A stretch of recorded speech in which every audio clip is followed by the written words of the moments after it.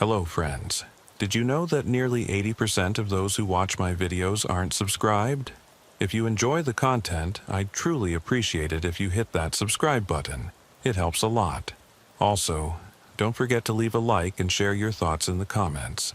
Your interaction not only supports the channel's growth, but also helps these stories reach more people.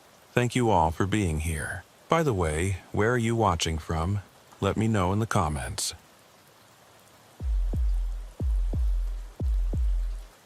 Officer Marcus Thompson had been working the Riverside Police Department for 12 years, and he thought he'd seen everything suburban Ohio had to offer. Drug busts in strip mall parking lots, domestic disputes that spilled onto manicured lawns, and the occasional break-in at one of the cookie-cutter houses that lined the streets like dominoes. What he hadn't expected was to spend a Thursday morning staring at security footage that would keep him awake for months to come. The call had come in at 6:47 a.m. from a frantic husband named David Kellerman.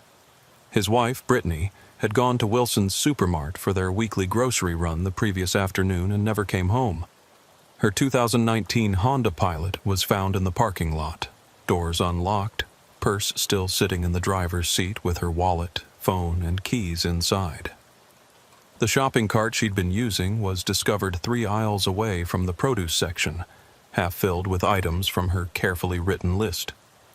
What made the whole thing even more unsettling was that Brittany Kellerman was the kind of person who planned everything down to the minute. David had shown Marcus the color-coded family calendar that hung in their kitchen, where every appointment, every soccer practice for their twin daughters, every grocery trip was meticulously scheduled. Tuesday, Emma's dance class. Wednesday, Sophia's piano lesson. Thursday, groceries at Wilson's, 2:30 p.m. sharp. "She's never late," David had said, his voice cracking as he sat in the sterile interview room at the station. "Never. If Brittany says she'll be somewhere at 2:30, she's there at 2:25. When she didn't answer her phone by 4, I knew something was wrong." Marcus had nodded sympathetically, taking notes while his partner, Officer Kyle Morrison, asked the standard questions about recent arguments, financial troubles, any sign that Brittany might have wanted to disappear. But David's answers painted the picture of a woman with absolutely no reason to vanish. They had a solid marriage, healthy finances, 2 daughters who adored their mother, and a social circle that revolved around school functions and neighborhood barbecues.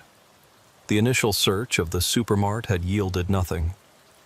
Store employees remembered seeing Brittany, a petite blonde woman in her late 30s with an easy smile, but couldn't recall anything unusual about her behavior. The store manager, a nervous man named Ryan Hutchins, had immediately offered to review the security footage, which is how Marcus found himself in the cramped security office at 9 a.m. the next morning, watching grainy black and white images flicker across multiple monitors. "This is her coming in," Ryan said, pointing to timestamp 2:28 p.m. on monitor 3. "Parking lot camera shows her getting out of the Honda Pilot, grabbing a cart from the corral." Marcus watched as Brittany Kellerman walked through the automatic doors, her movements casual and relaxed. She wore dark jeans, a light blue sweater, and carried a small purse slung over her shoulder. Everything about her demeanor suggested a routine shopping trip. No signs of distress, no indication she was being followed or watched.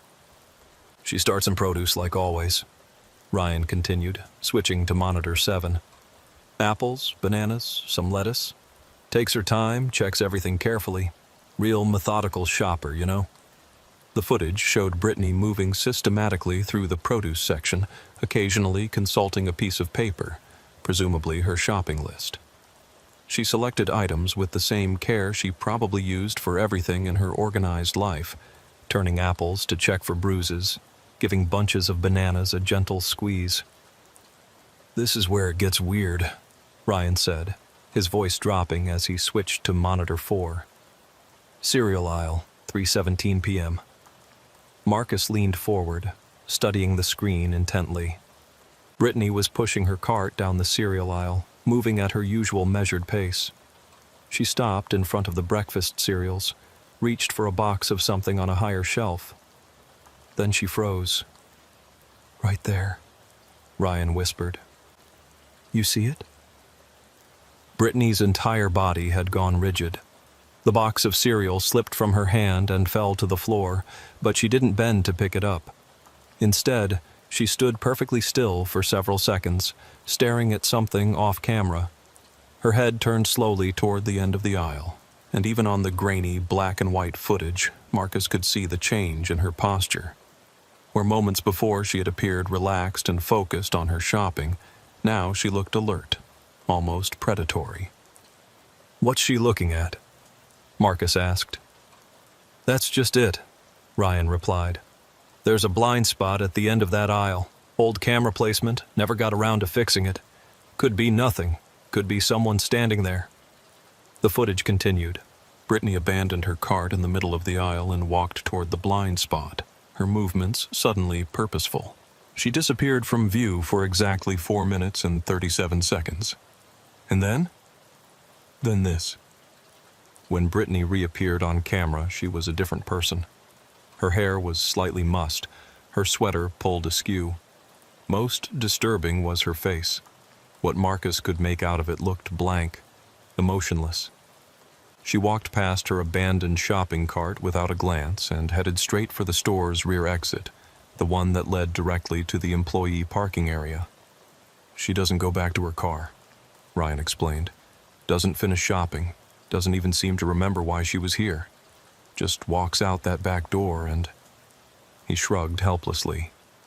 "Where does that exit lead?" "Employee lot, like I said, but also to the service road that runs behind the strip mall. If someone was waiting back there..." Marcus felt the familiar chill that came with realizing a case was going to be more complicated than it first appeared. Missing person cases usually fell into predictable categories: runaway spouses, teenagers acting out, elderly people with dementia.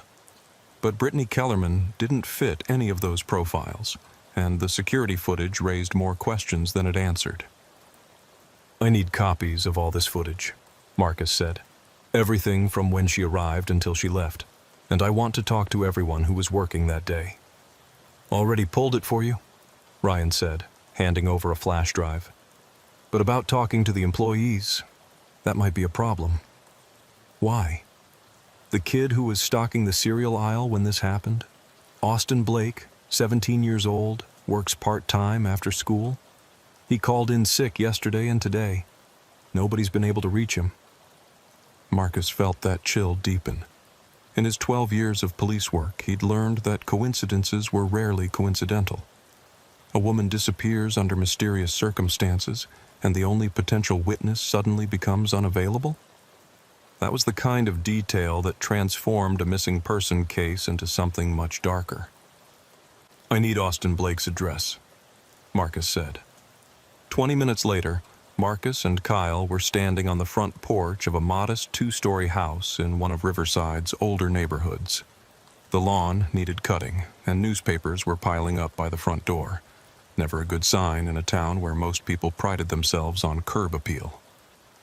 Mrs. Blake answered the door, looking exhausted and worried. She was a thin woman in her 40s with graying brown hair and dark circles under her eyes that suggested she hadn't been sleeping well. "Officers? Is this about Austin? Because I've been calling the school, calling his friends, and nobody's seen him since Tuesday." Marcus and Kyle exchanged glances. Austin Blake hadn't just missed work. He'd disappeared entirely, vanishing the day before Brittany Kellerman went to the supermart. "Mrs. Blake, when did you last see your son?" "Tuesday morning before school. He seemed, I don't know, distracted? Like something was bothering him. But you know teenagers, they don't talk to their parents about everything." Her voice wavered. "He came home that afternoon, went straight to his room. I called him for dinner, but he said he wasn't hungry. When I went to check on him later, he was gone. Window was open, and some of his clothes were missing." "Had he been acting differently lately? Any changes in behavior? New friends? Anything unusual?" Mrs. Blake nodded slowly. "The past few months, he'd been different, secretive. He got a new phone, Said he'd saved up money from the supermart job to buy it. But Austin's never been good with money, you know? And this phone was expensive. One of those fancy ones. Kyle was taking notes while Marcus continued the questioning. Did Austin ever mention any of the customers at the supermart? Anyone who might have made him uncomfortable or asked about his schedule? Well, he did mention this one woman who came in every Thursday, said she was always really nice to him, asked about school and his plans after graduation. He seemed to like the attention, honestly. Austin's always been a bit lonely, and this woman seemed to take an interest in him. Marcus felt his pulse quicken. Can you describe this woman? Small, blonde, pretty. Austin said she looked like someone's mom but dressed younger than most of the customers. He mentioned she always had this detailed shopping list and knew exactly what she wanted. Mrs. Blake paused. Wait, you don't think she had something to do with Austin's disappearance, do you? Rather than answer directly, Marcus asked for permission to search Austin's room. What they found there painted a disturbing picture of a 17-year-old boy who had been living a double life. Hidden under Austin's mattress was a burner phone, different from the expensive smartphone his mother had mentioned. The phone contained dozens of text messages exchanged with someone identified only as B in the contacts. The messages started innocuous enough. Compliments about Austin's work ethic, questions about his interests and future plans. But as Marcus scrolled through the conversation history, the tone shifted. The messages from B became increasingly personal, probing into Austin's home life, his relationship with his mother, his fears and insecurities. She seemed to instinctively know exactly what a lonely teenage boy needed to hear. She told him he was mature for his age, that she understood him in ways his family and friends never could. She spoke about feeling trapped in her own perfect life, surrounded by people who didn't really see her. Look at this, Kyle said, pointing to a message dated 3 weeks earlier. B. Sometimes I watch you at work and think about how different my life could have been if I'd met someone like you when I was younger. Austin. You shouldn't say stuff like that. You're married. B. Are you going to tell me you've never thought about older women? I see how you look at me when I come through your line. Austin. Maybe, sometimes. B. I've been thinking about you too. More than I should. The conversation continued in that vein, with B gradually escalating the intimate nature of their exchanges while Austin seemed to be fighting his own moral reservations. She was patient, persistent, never pushing too hard too fast. It was a textbook example of grooming behavior, executed by someone who clearly understood exactly how to manipulate a vulnerable teenager. The final series of messages was dated Tuesday afternoon, the day Austin disappeared. B.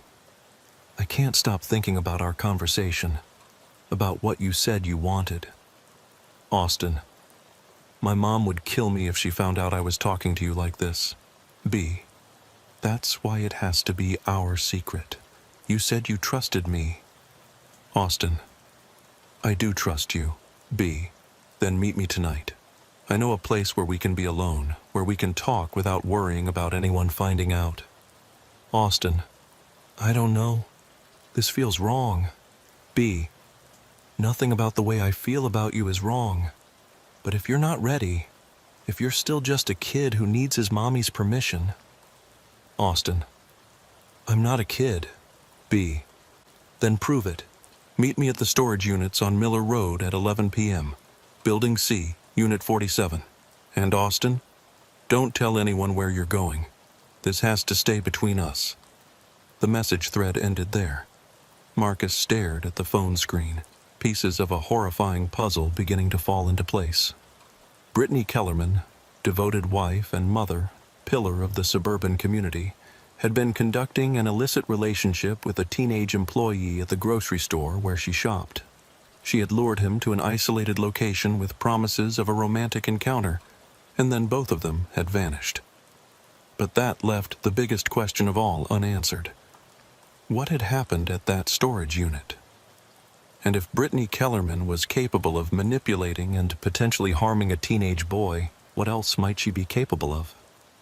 "We need to get to those storage units," Marcus said, already heading for the door. Kyle nodded grimly.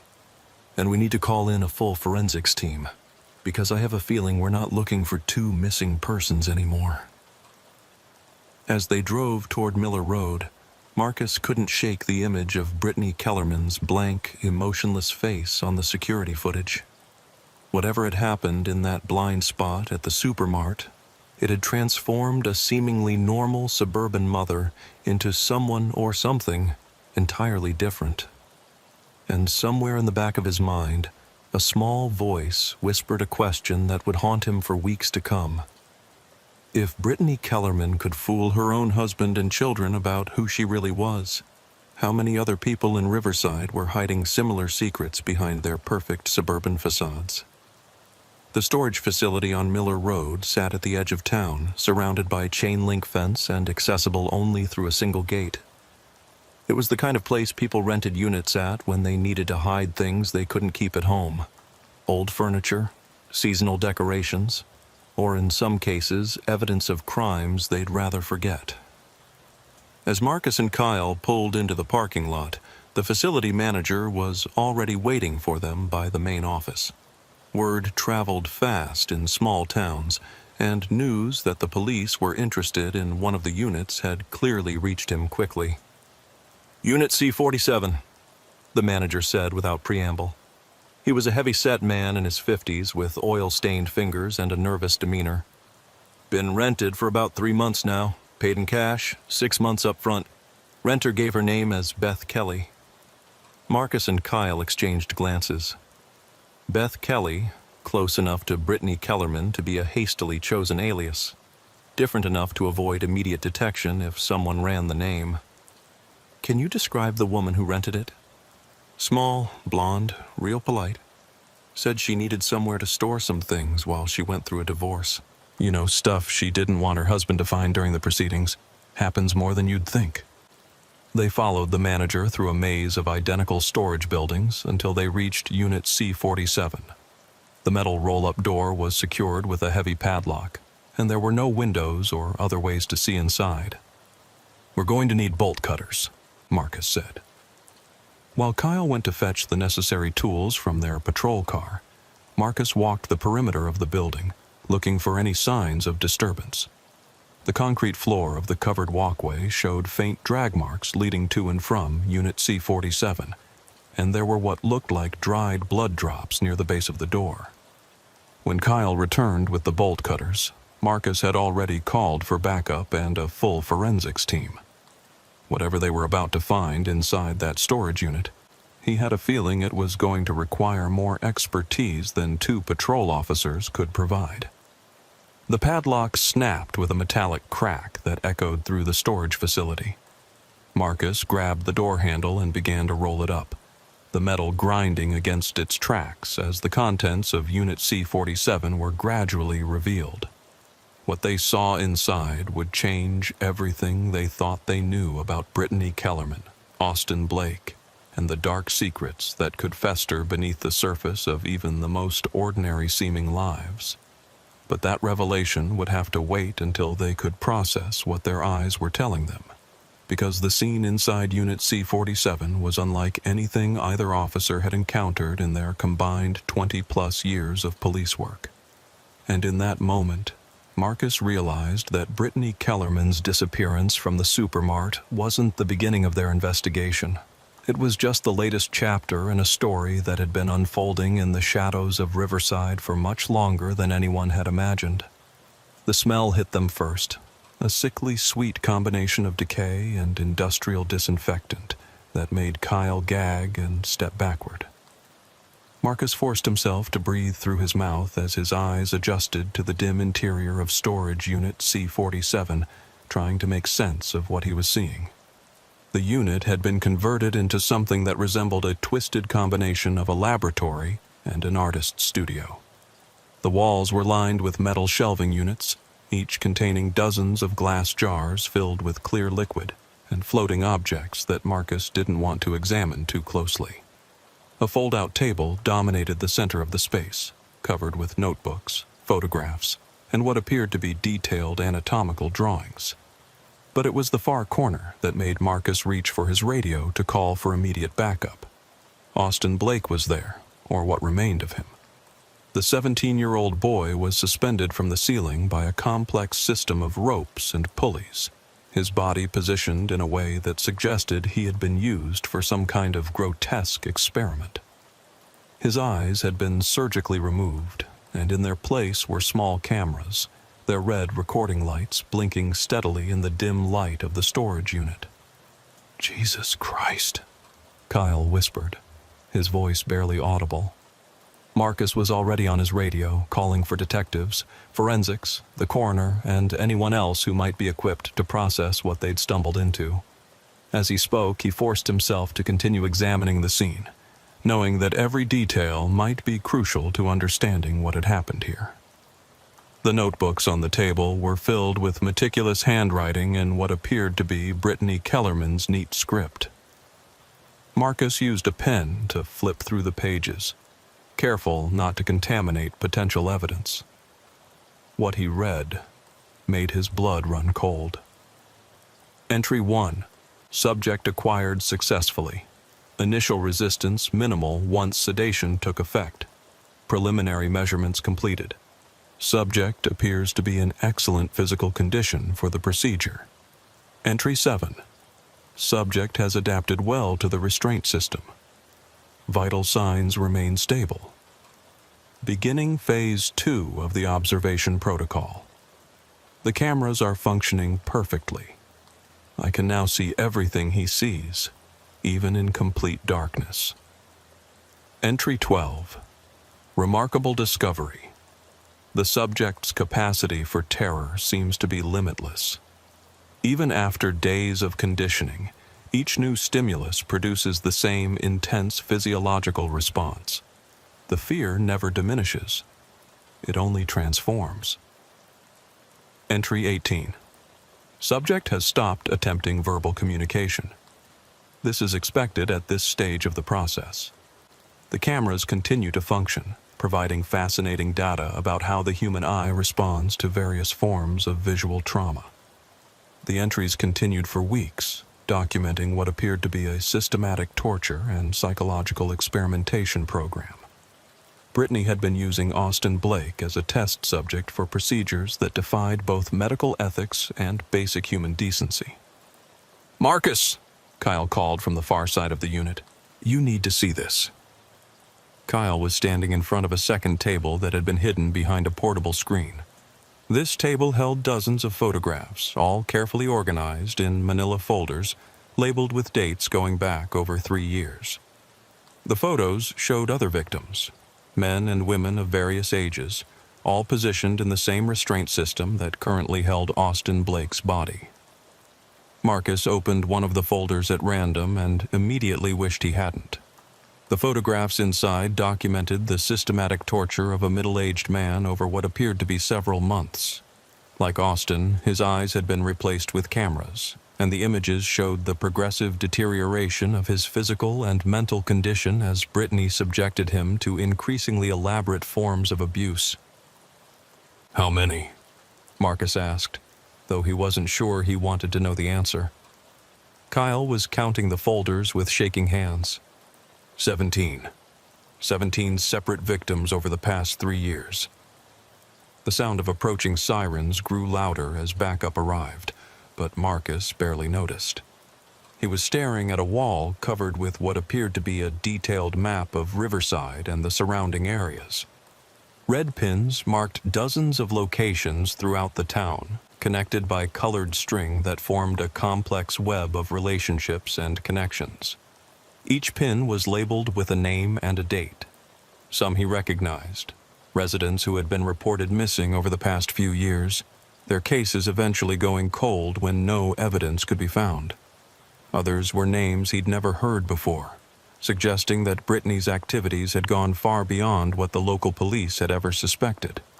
But it was the blue pins that made Marcus's hands tremble as he studied the map. These marked locations where Brittany had apparently been observing potential future victims, studying their routines and habits before making her move. And scattered throughout Riverside were dozens of blue pins, suggesting that her work was far from finished. One blue pin caught his attention immediately. It was placed at the address where he lived with his wife and 2 daughters. Detective Sarah Rodriguez arrived within 20 minutes, followed closely by a full forensics team and the county coroner. She took one look at the scene inside the storage unit and immediately called for additional resources from the state police, recognizing that they were dealing with something far beyond the capabilities of the Riverside Police Department. "We're going to need to evacuate a 6-block radius around this facility," she told Marcus as they stood outside the storage unit, watching crime scene technicians photograph every inch of the interior. "If she's been conducting chemical experiments in there, we don't know what kind of contamination we're dealing with." "What about Brittany Kellerman? Any sign of her?" Rodriguez shook her head. "The Honda Pilot is still in the Supermart parking lot. No activity on her credit cards, no cell phone pings. It's like she vanished into thin air after walking out of that store." "Except now we know she didn't vanish," Marcus said. "She transformed. Everything about her behavior on that security footage makes sense now. She wasn't the victim of some random crime. She was a predator who decided it was time to disappear before anyone could connect her to all this." They were interrupted by one of the forensics technicians, a young woman who looked pale and shaken as she approached with a clipboard full of preliminary findings. "Detective Rodriguez, we found something else.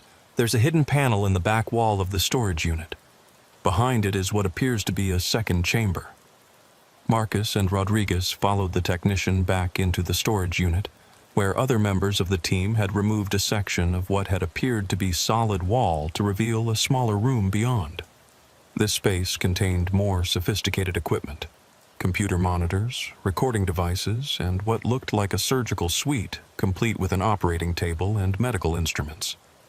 But it was the walls of this hidden chamber that provided the most chilling revelation. They were covered from floor to ceiling with television screens, each one showing a different view from the cameras that had been implanted in Brittany's victims. Some screens showed only darkness, suggesting the victims were deceased, but others displayed moving images. Terrified eyes darting back and forth, tears streaming down faces that couldn't be seen. "My God," Rodriguez whispered.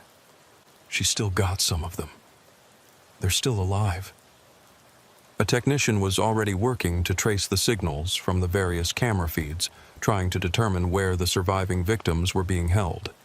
The feeds appeared to be coming from multiple locations throughout the county, suggesting that Brittany had established several different facilities for her experiments. Marcus studied the screens showing active feeds, trying to identify anything that might help locate the victims.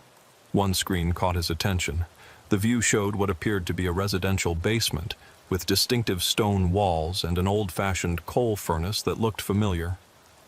"I know where this is," he said suddenly. "That basement. I've seen it before." Rodriguez looked at him expectantly. 3 months ago, we responded to a wellness check at 1247 Elm Street. Elderly woman named Dorothy Morrison hadn't been seen for a few days, but when we checked the house, it was empty. We assumed she'd gone to stay with relatives and forgotten to tell anyone. But that basement, Marcus pointed at the screen. Same stone walls, same old furnace. "Get units to that address immediately," Rodriguez ordered. "And check the property records. I want to know who owns that house now." As police cars raced toward Elm Street, Marcus continued studying the wall of monitors, looking for other locations he might recognize. The scale of Brittany's operation was becoming clear. She hadn't just been abducting and torturing individual victims. She had been systematically targeting isolated members of the community, people whose disappearances wouldn't be immediately noticed or investigated. The elderly, the mentally ill, transients, and troubled teenagers like Austin Blake, all people who existed on the margins of Riverside's suburban community, invisible to most of their neighbors until they vanished entirely. "Detective," one of the technicians called out, "we've got something else. There's a computer terminal back here that appears to be connected to a much larger network. It looks like she was sharing these feeds with other people. Rodriguez and Marcus hurried to the computer, where a technician was scrolling through what appeared to be a sophisticated online platform. The interface resembled a social media site, but instead of family photos and status updates, it hosted live streams of torture sessions and detailed discussions about experimental techniques. Jesus, Rodriguez said. She was part of some kind of network. This isn't just one disturbed individual, it's an organized group. The user profiles visible on the screen showed people from across the country, possibly around the world, all participating in what appeared to be a shared obsession with human experimentation and torture. They exchanged techniques, compared results, and even wagered on the outcomes of various procedures. Brittany's profile, operating under the username Suburban Scientist, showed her to be one of the most active members of the community. Her posts detailed every aspect of her experiments, complete with photographs and video documentation. The comments from other users were filled with praise for her innovative techniques and requests for more detailed documentation of her procedures. But it was the private message section of her profile that revealed the most disturbing information. In the days leading up to her disappearance from the supermart, Brittany had been exchanging increasingly frantic messages with someone identified only as Master Experimenter. Master Experimenter. Local authorities getting too close. Time to implement exit strategy. Suburban Scientist. But I'm not finished with my current subjects. The data collection is at a critical phase. Master Experimenter. Data can be preserved remotely. Subjects are expendable. Your safety is paramount to the community. Suburban Scientist. Understood. Initiating Protocol 7. Master Experimenter. Extraction team will be at secondary location Thursday evening.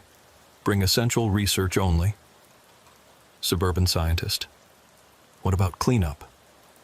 Master Experimenter. That's not your concern anymore. The message thread ended there, but it painted a clear picture of what had happened. Brittany hadn't disappeared spontaneously. Her vanishing act had been carefully planned and coordinated with a larger organization. And if the messages were accurate, she was already long gone, extracted by professionals who specialized in helping wanted criminals disappear. We need to contact the FBI, Rodriguez said. This is way beyond a local missing persons case. We're dealing with an organized network of serial killers, and they've got resources we can't match. As if summoned by her words, Marcus's radio crackled to life with an update from the units that had been dispatched to Elm Street. Detective Rodriguez, this is Unit 12. We're at 1247 Elm Street and... Christ, you need to get down here right away. We found them. We found the basement from the video feed, and there are 3 people down here. They're alive, but barely. What's their condition? 2 elderly females and 1 male, approximately 40 years old. All have surgical modifications to their eyes, similar to what we saw at the storage unit. They appear to be severely malnourished and dehydrated, but they're conscious. EMTs are en route. Rodriguez turned to Marcus. I want you to head to Elm Street and coordinate the rescue operation. I'm going to stay here and work with the feds to trace this network. As Marcus drove toward Elm Street, his mind was racing with the implications of what they'd discovered. Brittany Kellerman had been living a double life that was more elaborate and more horrifying than anything he'd encountered in his career. She had successfully maintained the facade of a devoted suburban mother while systematically torturing members of her own community for the entertainment of a global network of sadists. But perhaps most disturbing was the realization that she hadn't been working alone. Somewhere in Riverside, possibly living in a house just like the one Marcus went home to every night, other members of this network were continuing their work. The blue pins on Brittany's map suggested that multiple victims had been identified and were being watched, waiting for their turn to disappear into the nightmare world that existed just beneath the surface of suburban normalcy. As he pulled up to 1247 Elm Street, Marcus couldn't shake the feeling that Brittany's disappearance wasn't the end of their investigation. It was just the beginning of something much larger and more dangerous than anyone in Riverside had ever imagined. And somewhere in the back of his mind, he couldn't stop thinking about that blue pin placed at his home address, and what it might mean for his own family's safety. The basement at 1247 Elm Street was a chamber of horrors that would haunt Marcus for the rest of his career. The 3 victims they found there had been reduced to barely human shells, their eyes replaced with the same camera systems they'd seen on Austin Blake, their bodies bearing evidence of months of systematic torture and experimentation. Dr. Patricia Williams, the elderly woman who lived 2 blocks from Marcus's own house, had been missing for 8 months. Her family had assumed she'd moved to an assisted living facility after she stopped answering their calls, never reporting her disappearance to police.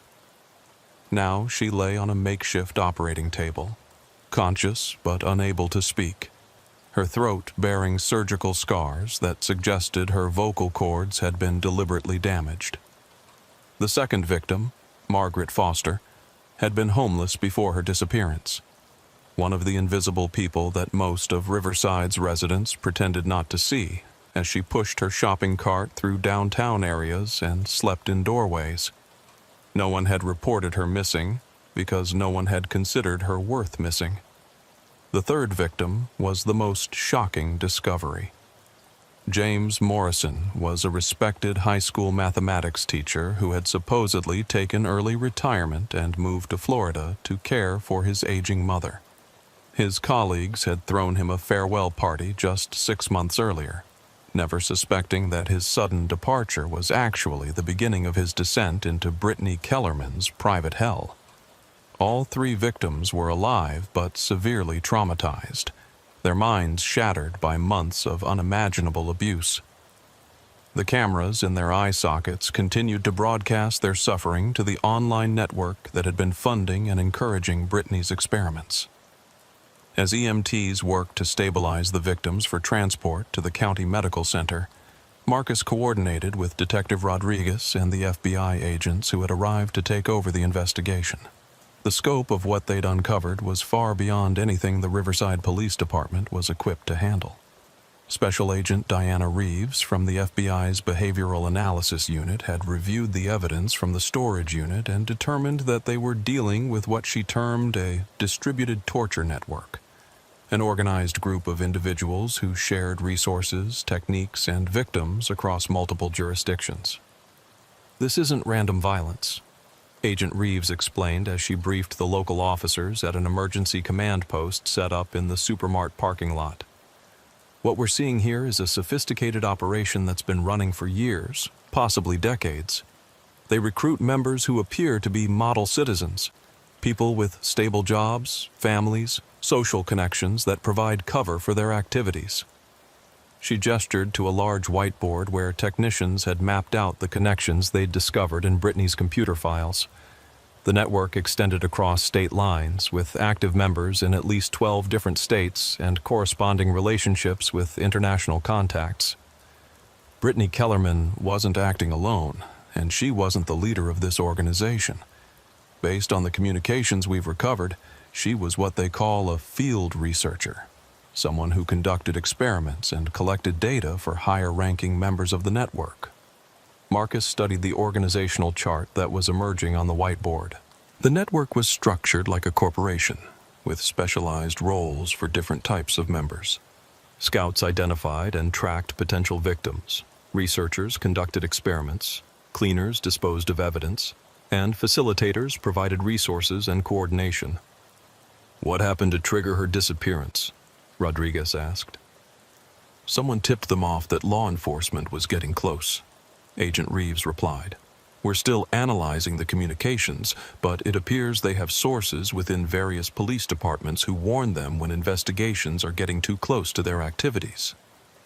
The implication hung heavy in the air. Somewhere within their own ranks, possibly within the Riverside Police Department itself, was someone who had been feeding information to this network of killers. "How do we identify the source?" Marcus asked. Very carefully, Agent Reeves said. If they realize we know about the leak, they'll just go deeper underground. Right now they think Brittany's disappearance was a successful extraction. They don't know we've found her laboratory or rescued her victims. That gives us a temporary advantage. Over the following hours, as the investigation expanded to include multiple agencies and jurisdictions, a disturbing picture began to emerge. The network had been operating for at least 15 years, growing from a small group of like-minded individuals who met in online forums to a sophisticated criminal organization with resources that rivaled those of drug cartels or terrorist groups. They had developed their own communication protocols, financial systems, and operational security procedures. Members were recruited through carefully structured psychological evaluations designed to identify individuals with the right combination of intelligence, sadistic tendencies, and social camouflage to be valuable assets to the organization. The most chilling discovery came when FBI analysts managed to crack the encryption on the network's central communication server.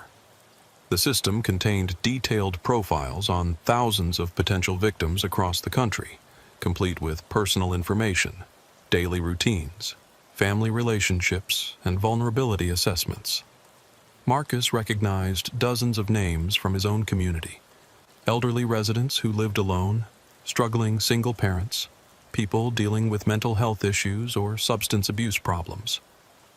Anyone who might disappear without immediate notice had been cataloged and evaluated as potential subjects for the network's experiments. But it wasn't just the vulnerable who had been targeted. The network also maintained files on law enforcement personnel, government officials, and community leaders, apparently as insurance against potential investigation or prosecution. Marcus's own file contained detailed information about his family, his work schedule, his mortgage payments, and even his daughter's school activities. They've been watching all of us, Rodriguez said as she reviewed her own file.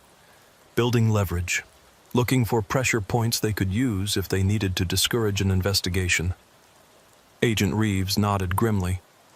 This level of intelligence gathering suggests they have significant resources and technical capabilities. We're not dealing with a group of amateur sadists. This is a professional criminal organization with deep pockets and long-term strategic planning.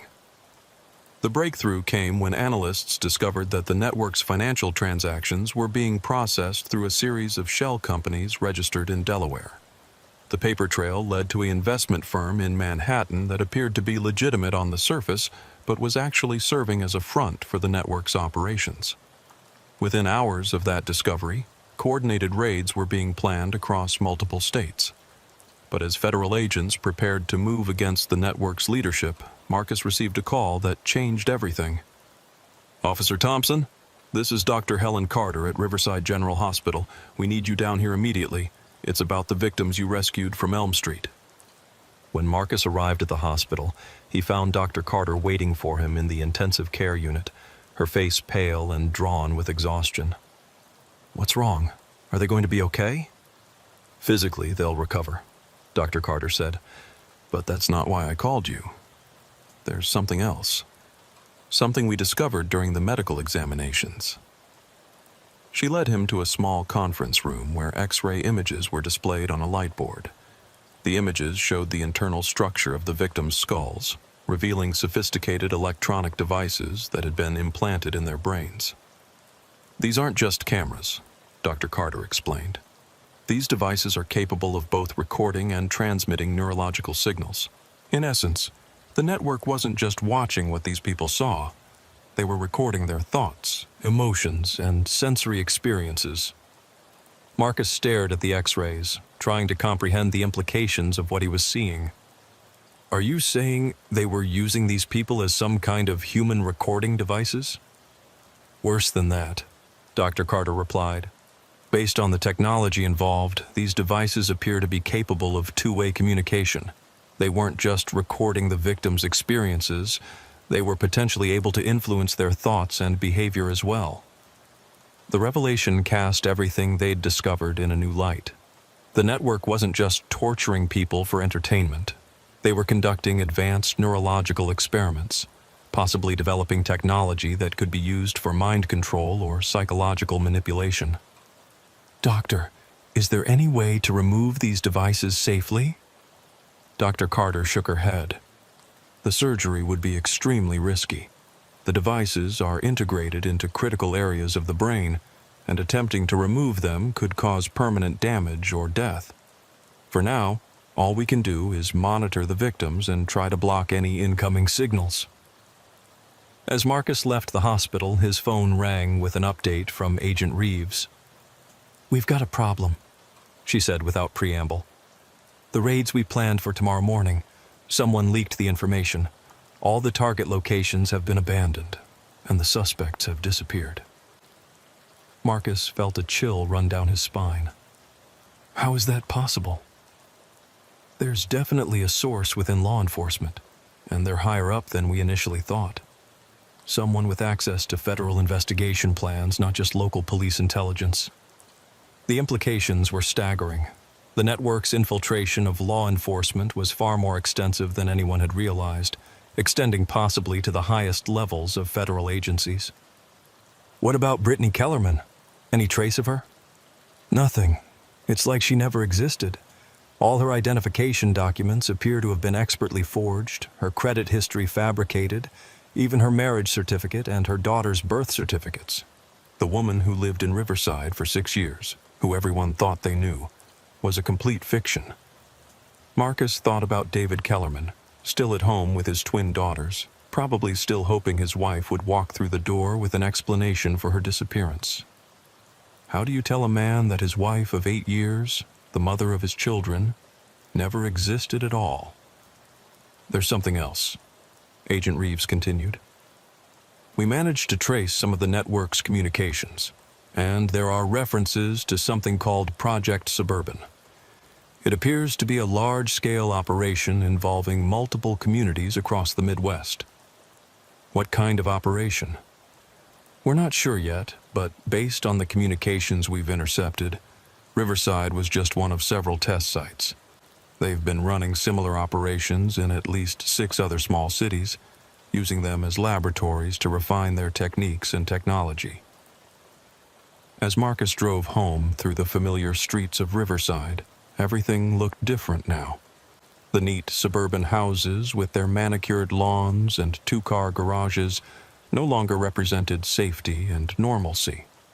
Instead, they seemed like potential hiding places for monsters who had learned to masquerade as ordinary neighbors and community members.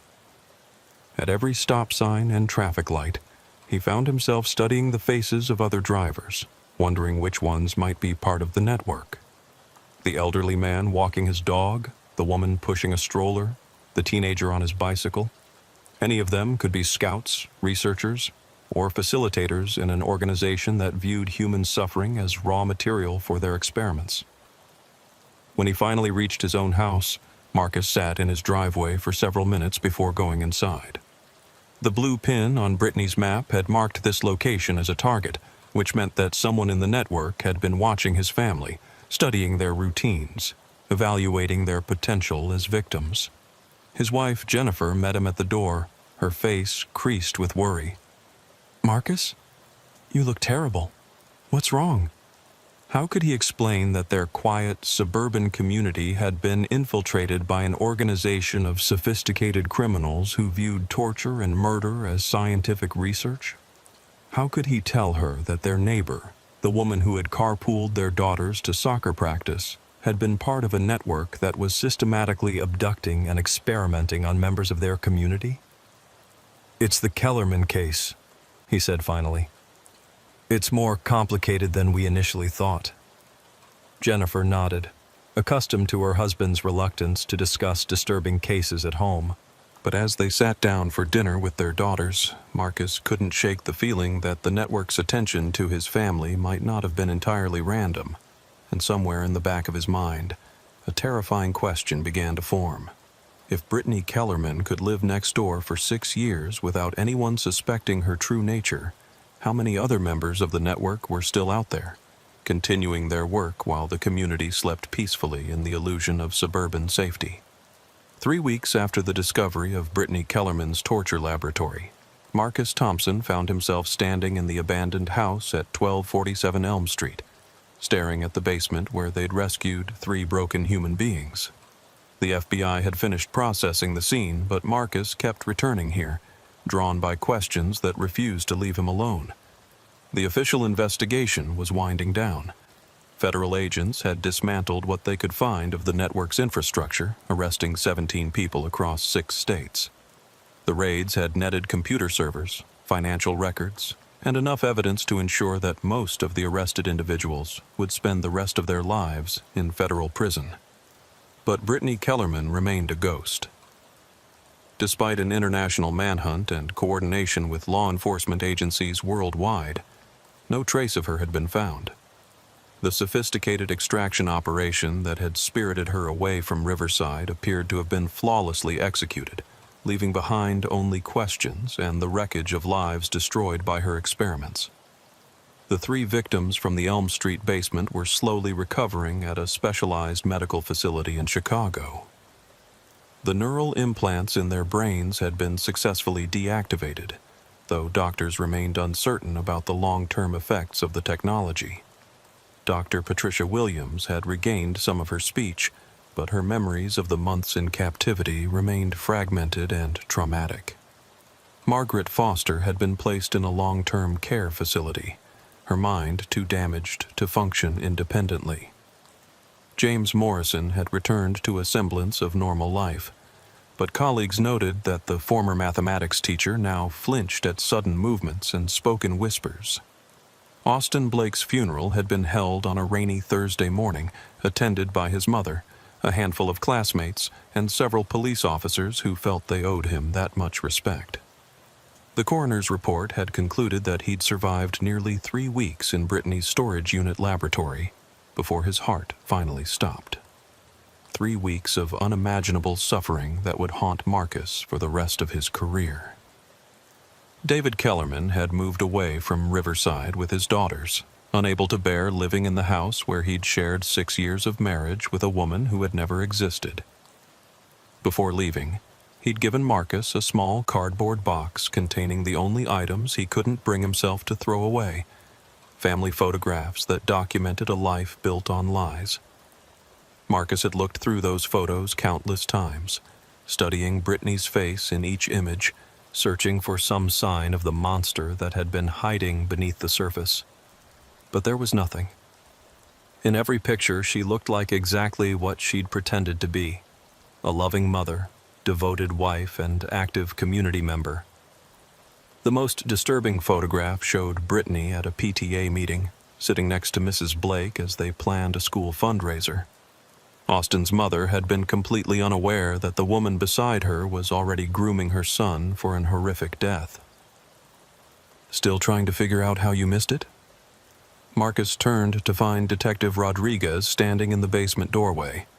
She'd been promoted to lead detective following the successful resolution of the case, though both of them knew that successful was a relative term when the primary suspect had vanished without a trace. "I keep thinking there had to be signs," Marcus replied. "Something we should have noticed, some behavior that should have raised red flags." Rodriguez descended the basement steps, her footsteps echoing in the empty space. "The FBI profiler said that's exactly what makes these people so dangerous. They're not crazy in any way we can easily identify. They're highly functional psychopaths who've learned to mimic normal human behavior perfectly.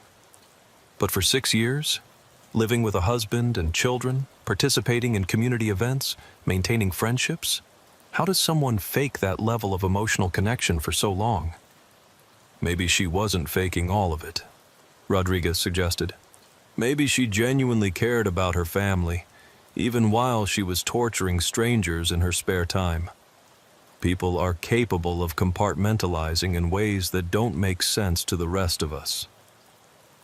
Marcus considered this possibility, but it somehow made the whole situation even more disturbing.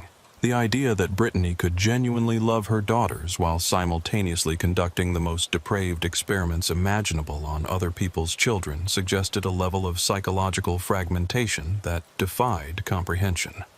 His phone buzzed with a text message from Agent Reeves, who had remained in contact even after the federal investigation officially concluded. "New development. Can you meet me at the supermart in an hour?" Marcus and Rodriguez arrived at the grocery store to find Agent Reeves waiting in the parking lot beside a black SUV. She looked tired and frustrated, her usually professional demeanor showing cracks that suggested the case was taking a personal toll. "We got a break," she said without preamble. "The network we thought we'd dismantled? It was just one cell of a much larger organization. The people we arrested were middle management at best." She handed Marcus a tablet displaying what appeared to be a complex organizational chart. "This is what we've pieced together from the servers we seized.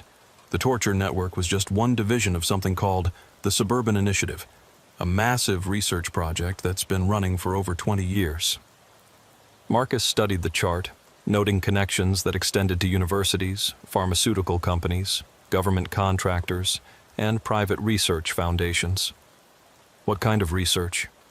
Behavioral modification, psychological conditioning, neural interface technology. They're developing methods to control human behavior on a large scale. The torture experiments were just one aspect of a broader program to understand how the human mind responds to various forms of trauma and conditioning." Rodriguez leaned over Marcus's shoulder to examine the chart. "You're saying this wasn't just sadism? They had some kind of scientific purpose?" "That's exactly what I'm saying. The network has been conducting illegal human experiments under the guise of various legitimate research programs. They recruit subjects from vulnerable populations, the homeless, the mentally ill, isolated elderly people, and use them as test subjects for technologies that could theoretically be used for everything from treating PTSD to creating perfect soldiers." Agent Reeves tapped the screen, highlighting a section of the organizational chart labeled Community Integration Studies. Riverside was designated as a test site for something called Project Suburban, an experiment in community-wide psychological manipulation. They wanted to see if they could establish control over an entire population without anyone realizing what was happening. "What kind of control?" Marcus asked. "We're still analyzing the data, but it appears they were testing various methods of social engineering, manipulating local politics, influencing economic decisions, even controlling which people got married and had children. Brittany Kellerman wasn't just conducting torture experiments. She was studying how to psychologically manipulate an entire community." The implications were staggering. Marcus thought about the various changes that had occurred in Riverside over the past few years. New businesses opening and closing, people moving in and out of the community, local elections that had seemed to produce unexpected results. How much of what they'd assumed was natural social evolution had actually been carefully orchestrated manipulation. "The really disturbing part," Agent Reeves continued, "is that Riverside wasn't their first test site. We've identified at least 12 other communities where similar experiments were conducted over the past 2 decades. Some of those experiments are still ongoing." She showed them satellite images of small towns across the Midwest, each one marked with various colored indicators that supposedly represented different phases of the project. "They've been perfecting their techniques for years, learning how to gain influence over local institutions and gradually reshape entire communities according to their research goals." "But why?" Rodriguez asked. "What's the end game?" "We don't know yet. The communications we've intercepted suggest this is all preparation for something much larger, something they call the implementation. But we haven't been able to determine what that actually means." Marcus studied the satellite image of Riverside, noting the various markers that indicated locations of interest to the research project. His own house was marked with a blue indicator, along with dozens of other residences throughout the community. "Agent Reeves, when you say these experiments are still ongoing in other communities, do you mean?" "I mean that right now, as we speak, there are people living in small towns across America who have no idea they're being used as test subjects in illegal human experiments. The network we dismantled was just one tentacle of something much larger and more dangerous." She closed the tablet and looked at both officers with an expression that conveyed both determination and deep concern. The Bureau is putting together a multi-agency task force to investigate the suburban initiative, but it's going to take years to unravel the full scope of what they've been doing. In the meantime, we need to assume that some of their assets are still in place, still conducting experiments, still gathering data for whatever they're ultimately planning. As Agent Reeves drove away, Marcus and Rodriguez stood in the Supermart parking lot where Brittany Kellerman had abandoned her Honda Pilot just weeks earlier. The store continued its normal operations, with customers coming and going as if nothing had ever happened. But Marcus now understood that the appearance of normalcy was itself potentially part of the experiment. How many of the people he could see? The elderly man loading groceries into his car, the young mother pushing her toddler in a shopping cart, the teenagers hanging out near the entrance. How many of them were genuine community members, and how many were researchers, assets, or test subjects in an experiment they didn't even know was happening? "Rodriguez," Marcus said as they walked back to their patrol car, "do you ever wonder if we actually solved anything? Or if we just uncovered one small piece of something so big that stopping it is impossible?" Rodriguez was quiet for a long moment, watching a family load their groceries into a minivan. The children were laughing and arguing in the back seat, while their parents organized the bags in the cargo area, a scene of suburban domesticity that would have seemed perfectly normal just a month ago. "I think," she said finally, "that we saved 3 people who were being tortured to death, and we prevented Austin Blake's suffering from continuing indefinitely. That's not nothing. But Brittany Kellerman is still out there, and according to the FBI, she's part of something that makes her individual crimes look insignificant by comparison." "Yeah, she is. And maybe we'll never catch her, and maybe this suburban initiative thing is too big for us to stop. But that doesn't mean we stop doing our jobs.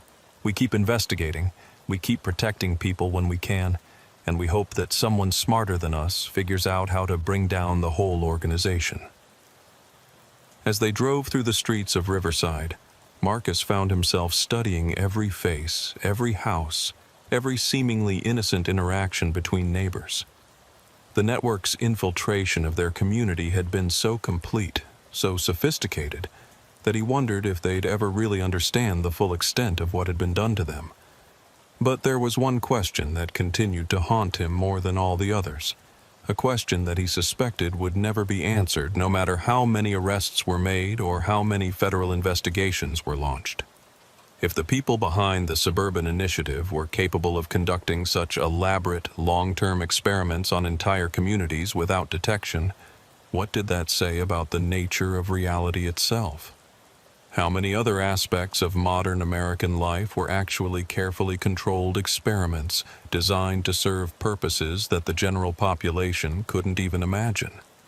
And perhaps most disturbing of all, if they could make someone like Brittany Kellerman appear to be a normal suburban mother for 6 years, how many other people in positions of trust and authority were actually something entirely different? Marcus pulled into his own driveway and sat for a moment, looking at his house, the same house that had been marked on Brittany's map as a target for surveillance or worse. Jennifer was visible through the kitchen window, helping their daughters with homework at the dining room table.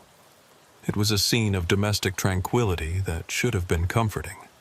Instead, Marcus found himself wondering if his own family's apparent happiness and stability were genuine, or if they too were part of someone else's experiment, unknowing test subjects in a study of human behavior whose true purpose remained hidden in the shadows of an organization that viewed people as nothing more than laboratory rats.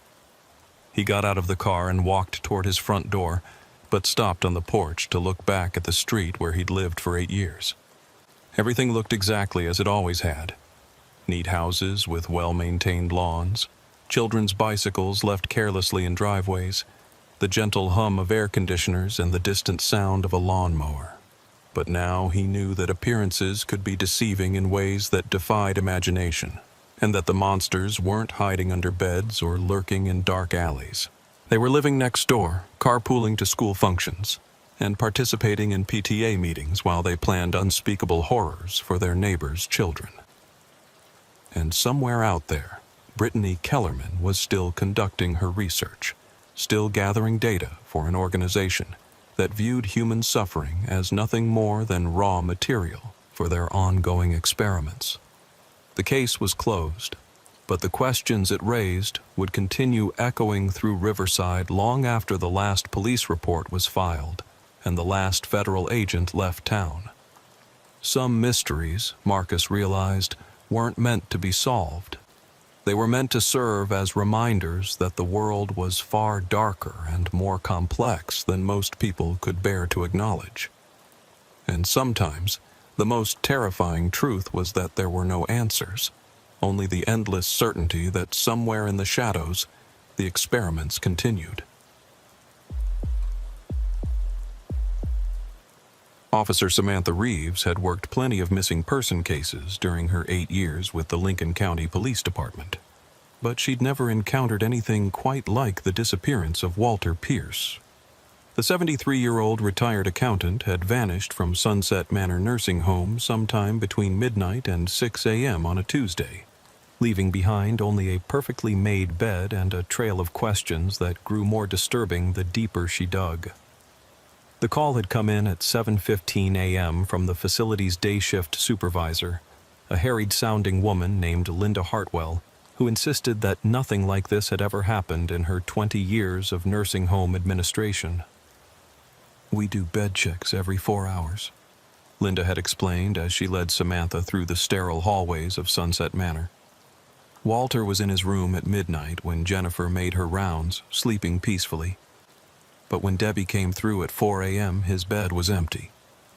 The nursing home was one of those modern facilities that tried to maintain the illusion of being more like a hotel than a medical institution. Soft pastel colors, artificial plants, and piped-in classical music couldn't quite mask the underlying reality of institutional care. The medicinal smell, the distant sounds of confusion and distress, and the barely contained chaos of managing 200 elderly residents with varying degrees of physical and mental decline. Walter Pierce's room was on the second floor, down a long corridor lined with identical doors. Room 247 had been left exactly as they'd found it that morning, pending the police investigation. The bed was made with military precision, every corner tucked perfectly, the pillows arranged with geometric symmetry that suggested someone had taken considerable care with the presentation. "That's not how we make the beds here," Linda said, noticing Samantha's attention to the bedding. "Our housekeeping staff does good work, but nothing that precise. It's almost like whoever made that bed was trying to send a message." Samantha walked around the small room, noting the personal items that Walter had been allowed to keep: family photographs on the nightstand, a small bookshelf filled with paperback novels, a wooden chess set positioned as if he'd been in the middle of a game. Everything appeared normal except for one detail that raised immediate red flags. Walter's clothes were missing. "He would have been wearing pajamas to bed," Linda explained. "Standard issue for all our residents. Light blue cotton with the facility logo on the chest pocket. But we found those pajamas folded neatly in his dresser drawer, along with all his other clothes. It's like he got dressed and left voluntarily." "What about his medical condition? Was he physically capable of leaving on his own?" Linda consulted the clipboard she'd been carrying. Walter had mild dementia, but he was still quite mobile. He used a walker for stability, but he could get around independently during the day. The dementia mainly affected his short-term memory. He'd forget conversations or repeat questions, but he wasn't confused about basic things like getting dressed or finding his way around the facility. "Where's his walker now?" "That's another strange thing. It's right here in his room, exactly where it always is at night. If Walter left voluntarily, why didn't he take it with him? And how did he manage to walk out without assistance?" Samantha made notes as she examined the room more carefully.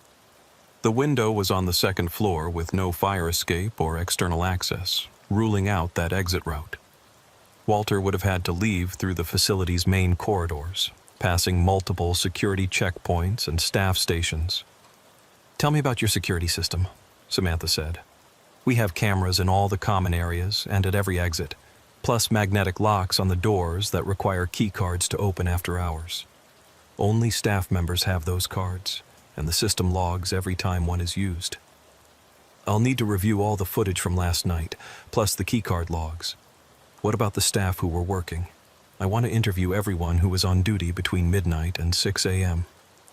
Linda's expression grew uncomfortable. "That might be complicated. We had some staffing issues last night." "What kind of issues?" "Jennifer Collins was supposed to work the overnight shift. She's been with us for 3 years, very reliable. But she called in sick at the last minute around 11 p.m. We had to pull in someone from our backup roster, a woman named Tiffany Martinez, who'd only been with us for about 2 weeks. Samantha felt the familiar tingle that came when seemingly random details started forming a pattern. "Where's Tiffany Martinez now?" "That's the problem. She was supposed to work until 7 a.m., but when the day shift arrived, she was gone, just left. Didn't clock out, didn't leave any notes about the residents, nothing. We've been trying to reach her all morning, but her phone goes straight to voicemail." "Do you have her employment file?" Linda nodded and led Samantha to the administrative offices on the first floor. The employee file for Tiffany Martinez was surprisingly thin. Just a completed application form, a copy of her driver's license, and documentation of a basic background check that had apparently found nothing concerning. But as Samantha studied the application, several details stood out as unusual. The previous employment history listed 3 different nursing facilities in other states, all within the past 2 years. The references provided were all from supervisors who were no longer with those facilities. Her emergency contact was listed as a sister in California, but the phone number was disconnected when Linda tried to call it during the hiring process. "This is a red flag employment history," Samantha said. "Constantly moving between facilities, references that can't be verified, emergency contacts that don't exist. How did she pass your hiring screening?" Linda looked embarrassed. "We've been having trouble finding qualified overnight staff. The pay isn't great, and it's a difficult shift. When someone applies who has experience and passes the background check, we tend to hire them quickly, maybe too quickly." "What did the background check actually verify? No criminal history, valid driver's license, eligible to work in the United States, the standard stuff."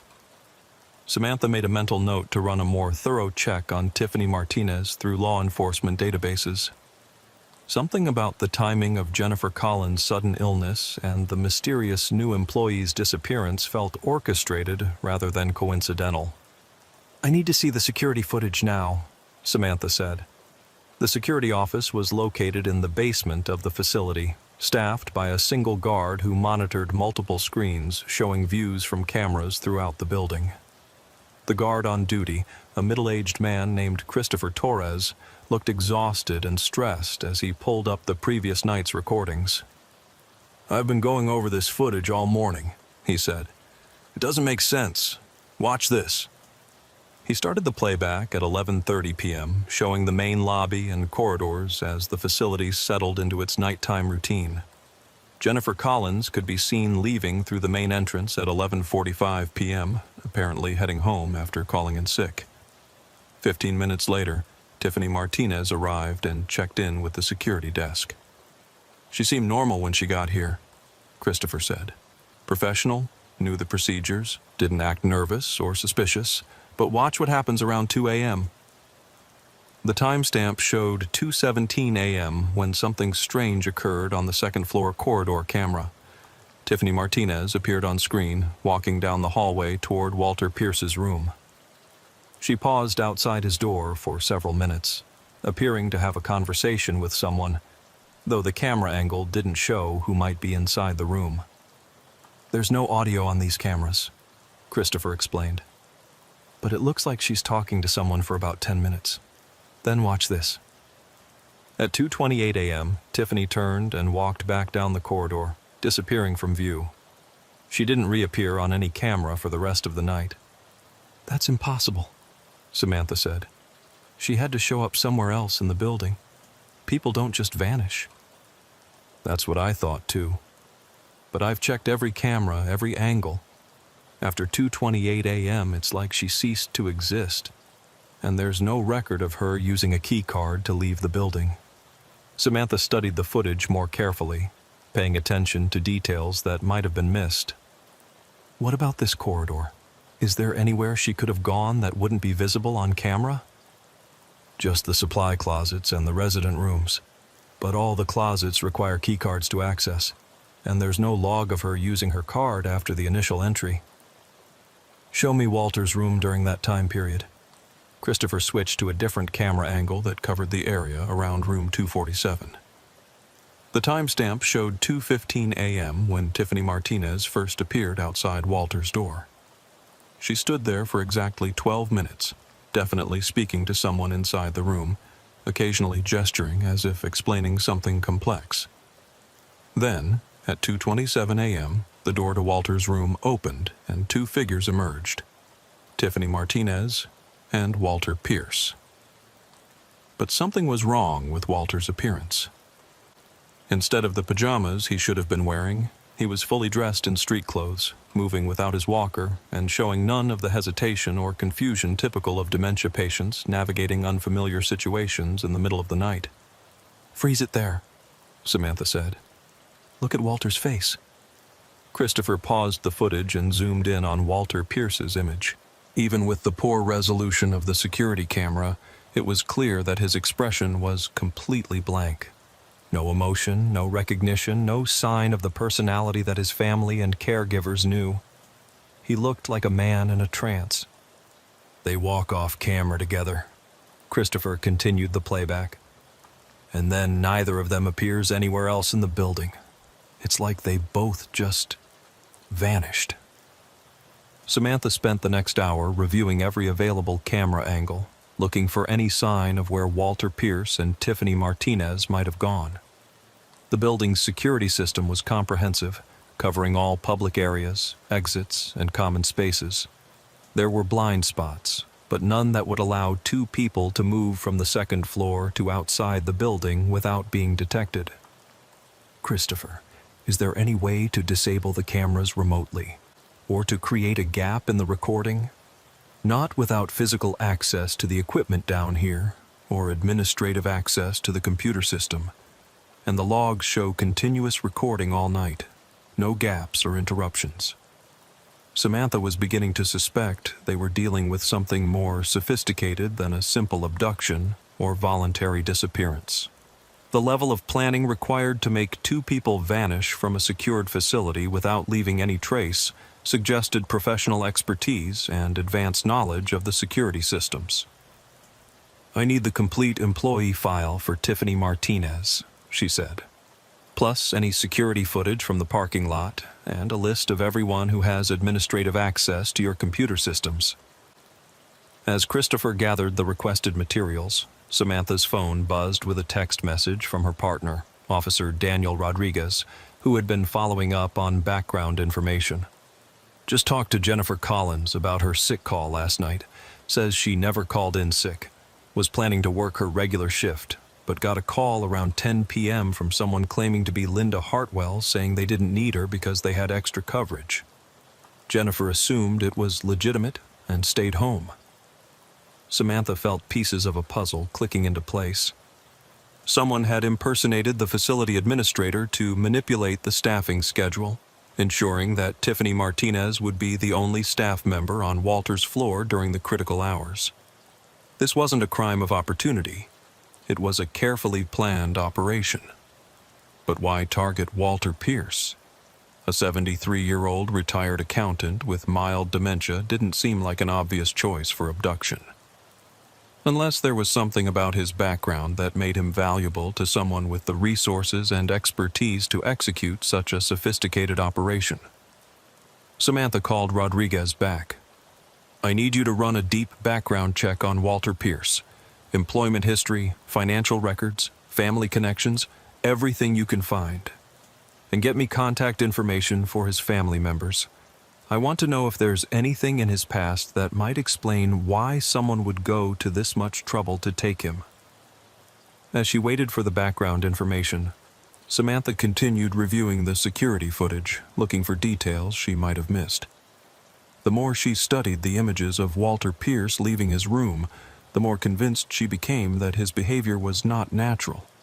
His movements were too coordinated for someone with dementia. His expression too vacant for someone making a conscious decision to leave. It looked like he was being controlled somehow, guided by external influence rather than acting on his own volition. But that suggested capabilities that seemed to belong more to science fiction than to real-world criminal activity. Rodriguez called back within an hour with information that transformed the investigation completely. "You're not going to believe what I found about Walter Pierce," he said. "The guy wasn't just an accountant. From 1975 to 1995, he worked for a Department of Defense contractor called Advanced Research Solutions. His security clearance was top secret, and his work involved classified projects related to psychological warfare and behavior modification." Samantha felt a chill run down her spine. What kind of behavior modification?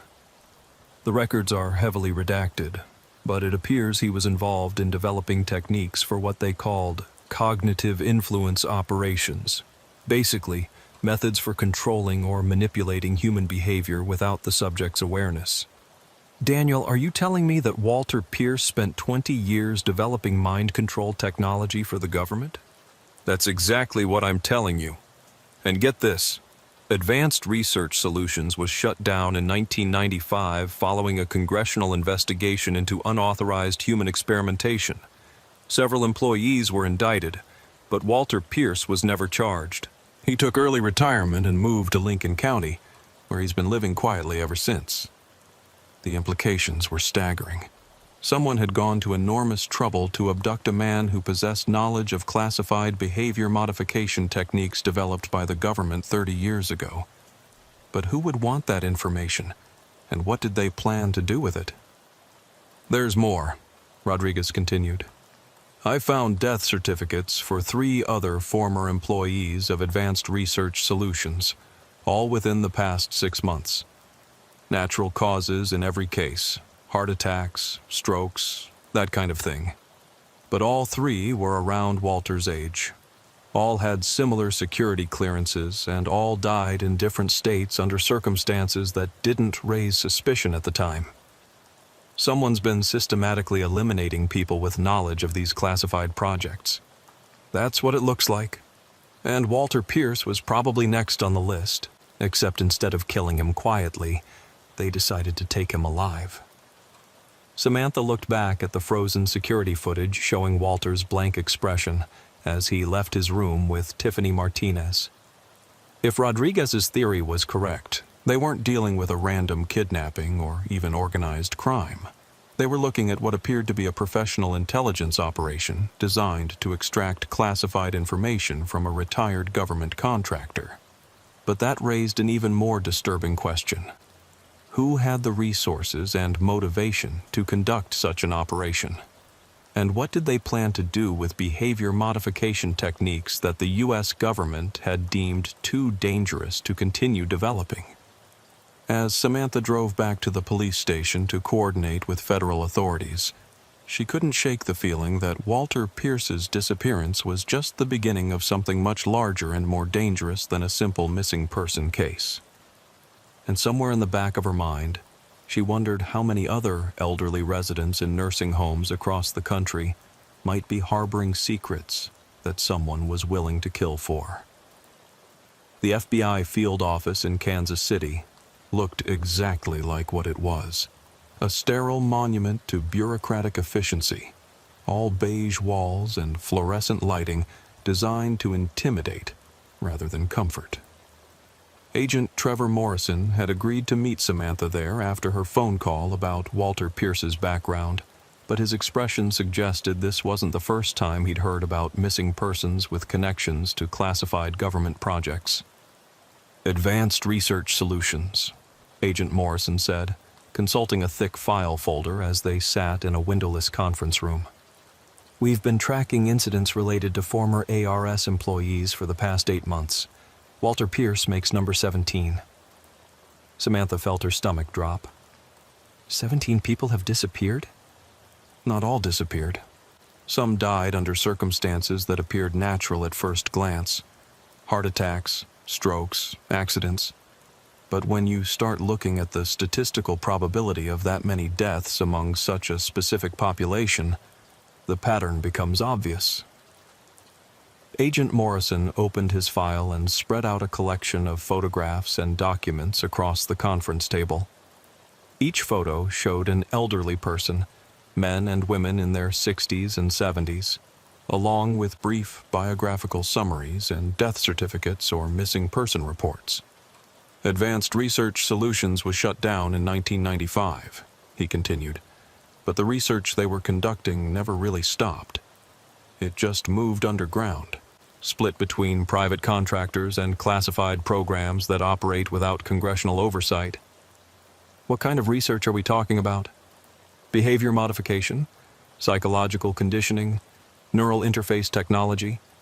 The kind of stuff that sounds like science fiction until you see it in action." Morrison picked up one of the photos. Dr. Margaret, former ARS neuroscientist, found dead in her home in Portland 6 months ago. Apparent heart attack, but the autopsy revealed traces of a synthetic compound that can induce cardiac arrest while leaving minimal forensic evidence. He selected another photo.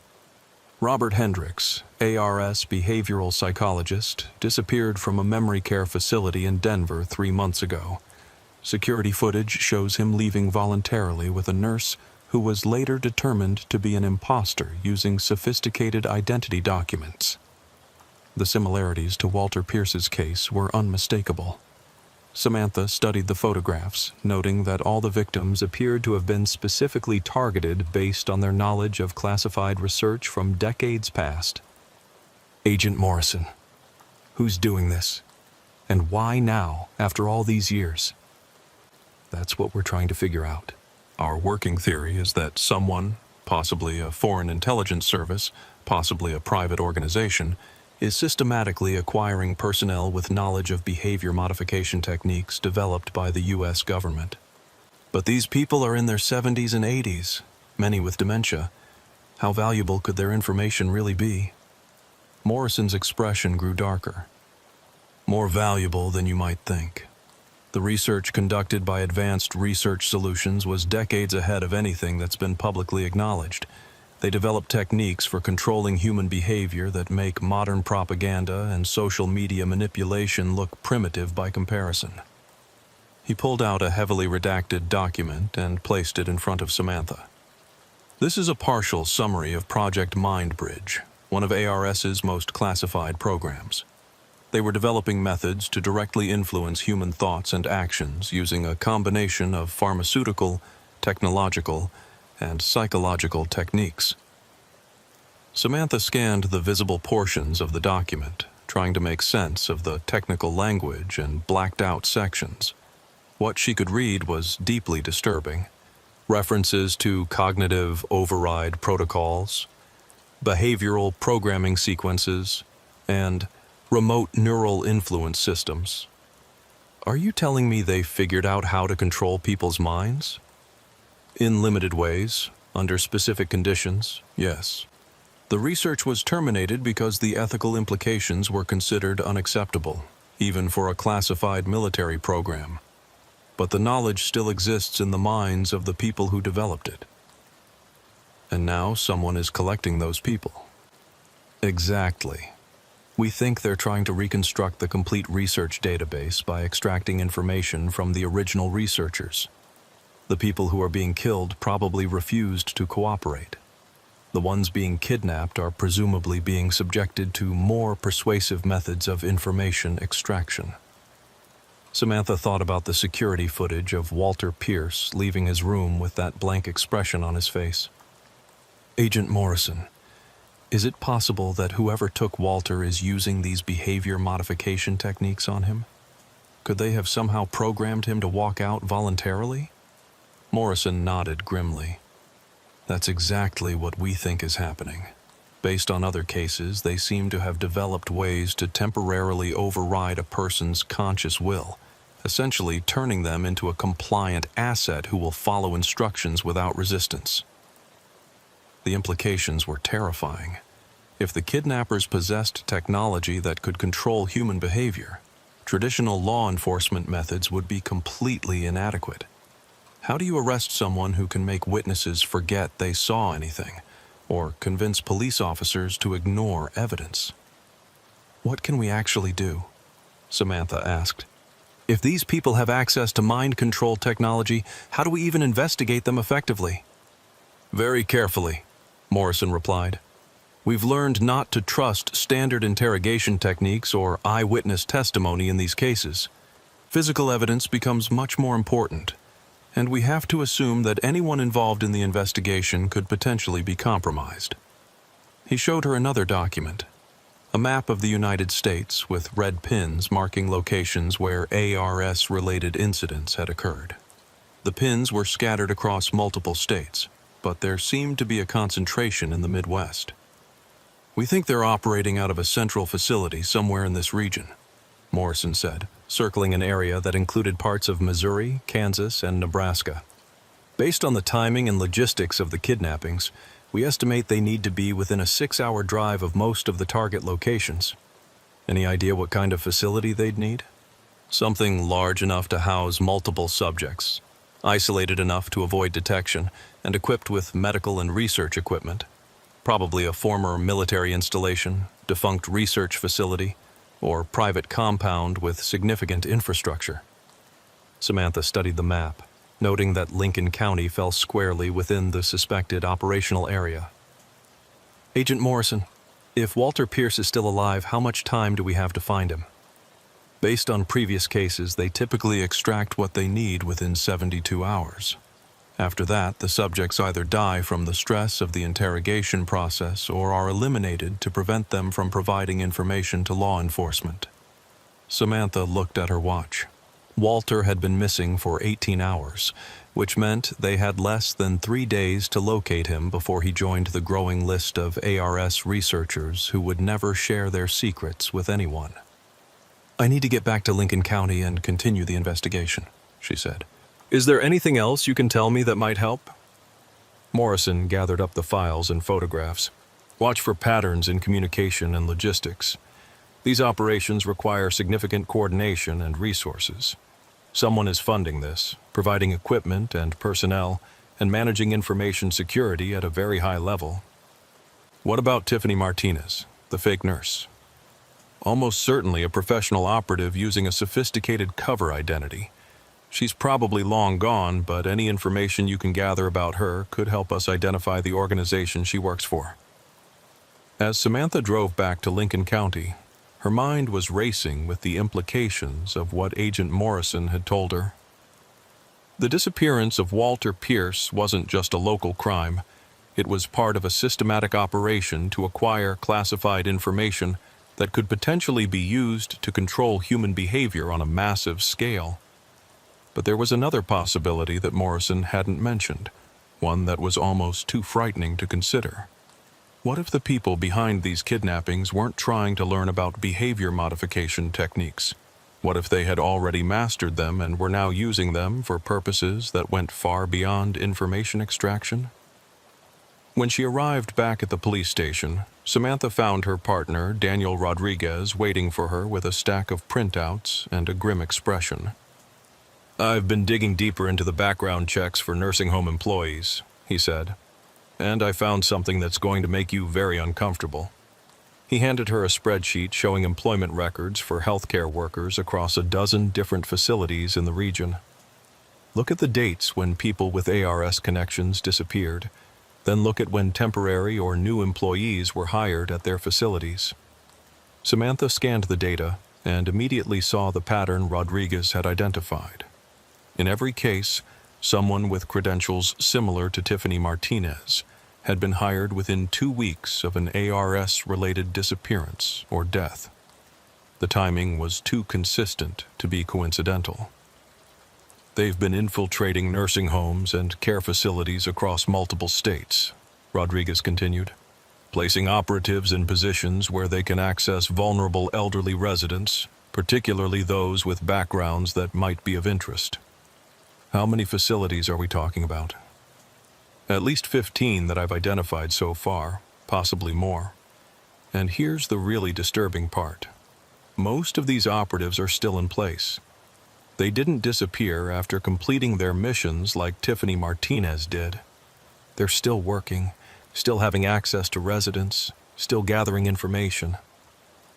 Samantha felt a chill as she realized the scope of what they were dealing with. This wasn't just about kidnapping former government researchers. It was about establishing a network of assets throughout the healthcare system who could identify, monitor, and potentially eliminate people with knowledge that someone considered valuable. Daniel, we need to contact every facility on this list and warn them that they may have infiltrators on their staff, and we need to do it without alerting the operatives that we know about them. Already thought of that, Rodriguez said.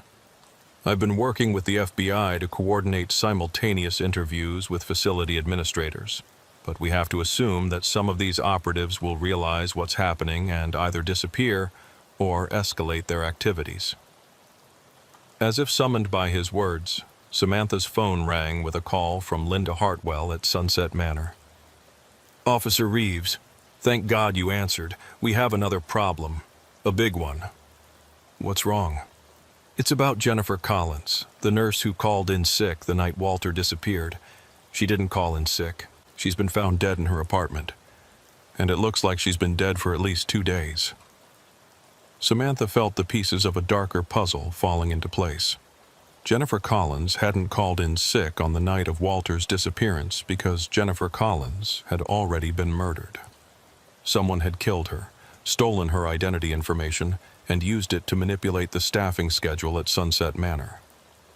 Linda, I need you to listen to me very carefully. Lock down the facility immediately. Don't let anyone in or out without police authorization.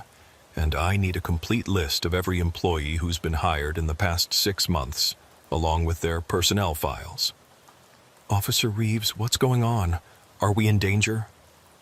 Samantha thought about the network of infiltrators that Rodriguez had identified, the sophisticated operation that had successfully extracted Walter Pierce without leaving any usable evidence, and the growing list of elderly researchers who had died or disappeared under suspicious circumstances.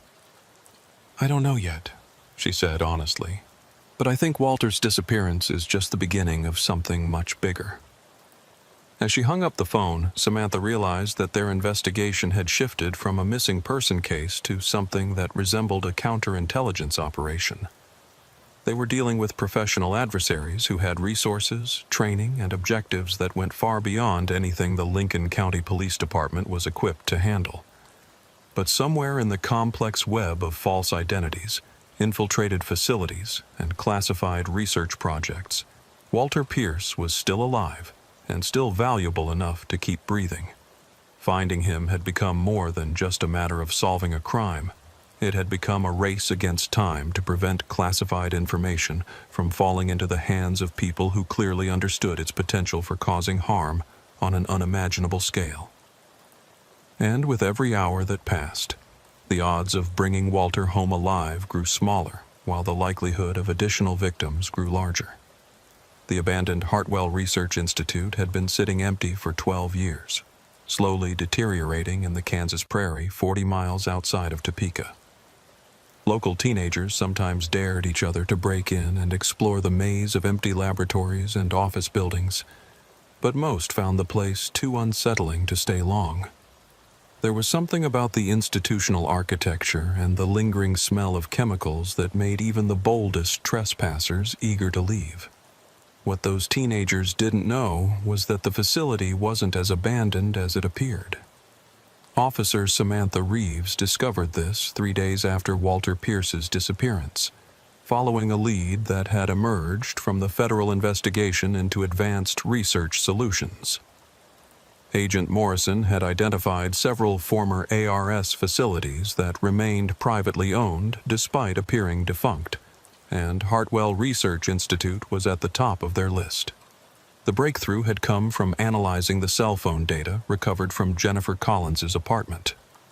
The murdered nurse's phone showed several calls to a number registered to a company called Midwest Medical Staffing, which claimed to provide temporary healthcare workers to facilities across the region. But when agents attempted to contact the company, they found that its business address was a vacant strip mall office that had been empty for months. The phone number, however, provided a crucial lead. Cell tower data showed that calls to the Midwest Medical Staffing number were being routed to a location approximately 40 miles southwest of Lincoln County, exactly where the Hartwell Research Institute sat in apparent abandonment. Samantha had volunteered to conduct reconnaissance of the facility, despite Agent Morrison's reservations about sending local law enforcement into what was likely a sophisticated criminal operation. But she had argued successfully that a single police officer investigating reports of trespassing would arouse less suspicion than a federal task force and might provide the intelligence they needed to plan a successful rescue operation. Now, as she approached the facility in an unmarked car on a gray Wednesday afternoon, Samantha was beginning to question the wisdom of that decision. The Hartwell Research Institute consisted of 3 large buildings connected by covered walkways, surrounded by a chain-link fence that appeared to be in better repair than the deteriorating structures it protected. Warning signs posted every 50 feet declared the property to be private and dangerous due to contamination, discouraging casual exploration. But as Samantha parked her car at a service road intersection half a mile away and approached on foot, she could see signs that the facility was far from abandoned. The parking lot contained several vehicles, including a white van with medical equipment logos and what appeared to be a mobile laboratory unit. Power lines that should have been disconnected years ago were clearly active, and she could see lights in several windows of the main building. Using binoculars to survey the facility from a concealed position in a grove of trees, Samantha was able to observe a level of activity that suggested the Hartwell Institute was operating as a fully functional research facility, despite its official status as an abandoned property. She watched as personnel in medical scrubs moved between buildings, wheeling equipment and what appeared to be medical gurneys along the covered walkways. The operation looked professional and well organized, with none of the improvised quality she might have expected from a criminal organization. But it was the arrival of a black sedan at 3:47 p.m. that confirmed her worst fears about what was happening inside the facility. The sedan pulled up to the main entrance, and Samantha watched through her binoculars as 2 people got out. A woman in a nurse's uniform who looked remarkably similar to the description of Tiffany Martinez, and an elderly man who moved with the same vacant, controlled demeanor she'd seen in the security footage of Walter Pierce leaving Sunset Manor. The elderly man was definitely not Walter. He appeared to be at least 10 years older and walked with a pronounced limp. But his behavior was identical to what she'd observed in the nursing home footage. Cooperative, but emotionless, following instructions without any sign of independent thought or resistance. As she watched, the woman guided the elderly man toward the main entrance, pausing to speak briefly with a security guard before disappearing inside the building. The entire interaction took less than 3 minutes, but it told Samantha everything she needed to know about the nature of the operation. The Hartwell Research Institute wasn't just a hiding place for kidnapped researchers. It was an active facility where multiple subjects were being brought for whatever process the organization was conducting. And if one elderly person was arriving while she watched, it meant that Walter Pierce was likely just one of several victims currently being held inside. Samantha called Agent Morrison on her secure radio. "I can confirm the facility is active," she reported. "Multiple buildings occupied, vehicles in the parking lot, and I just observed what appears to be the delivery of another elderly subject." "Any sign of Walter Pierce specifically?" "Negative, but the operational pattern matches what we saw at the nursing home. Professional personnel, subjects exhibiting behavioral control symptoms, sophisticated security procedures." "Roger that. We're mobilizing the tactical team now. Estimated arrival time is 45 minutes. Do not attempt entry until we arrive. Samantha acknowledged the instruction but continued her surveillance, hoping to gather additional intelligence that might help the rescue operation. What she saw over the next 30 minutes suggested that the situation was even more complex than they had initially understood. At regular intervals, personnel emerged from the main building to tend to what appeared to be a small cemetery behind the facility. Fresh graves were visible, along with several workers who seemed to be preparing additional burial sites. The implications were horrifying. Not all of the elderly researchers brought to this facility were leaving alive. But it was the activity she observed in the windows of the second building that provided the most disturbing revelation about what was happening at Hartwell Research Institute. Through a large window on the ground floor, Samantha could see what appeared to be a sophisticated medical facility equipped with examination tables, monitoring equipment, and what looked like surgical instruments. But the subjects on the examination tables weren't passive patients. They were restrained elderly people who appeared to be undergoing some kind of procedure that involved electronic devices being attached to their heads. Even from a distance, the scene reminded Samantha of descriptions she'd read about historical medical experiments conducted on unwilling subjects. But this facility was using modern technology and techniques, suggesting that whatever information they were extracting from their victims was being obtained through methods that were both highly advanced and completely unethical. Her radio crackled with an update from Agent Morrison. "Be advised. We've intercepted communications suggesting they may be planning to evacuate the facility tonight. Timeline has been moved up. Tactical Team ETA is now 20 minutes. Samantha felt a surge of urgency. If the operators were planning to abandon the facility, they would likely eliminate any evidence, including the research subjects who might be able to testify about what had been done to them. "Agent Morrison, I think they're going to kill the subjects before they evacuate. We may not have 20 minutes. "Negative, Officer Reeves. Do not attempt entry. That's an order." But as Samantha watched, she saw something that made the decision for her. Through the window of the main building, she could see an elderly man strapped to a medical table with what appeared to be electrodes attached to his head. Even at this distance, she recognized the distinctive profile. It was Walter Pierce, and he appeared to be conscious and in distress. Without waiting for backup, Samantha began moving toward the facility perimeter, knowing that every minute of delay might mean the difference between rescue and recovery of a body.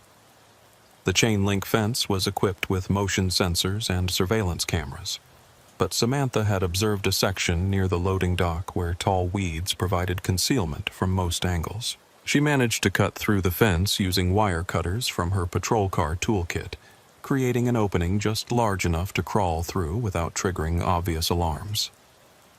The loading dock area was temporarily unguarded, allowing her to reach the rear entrance of the main building.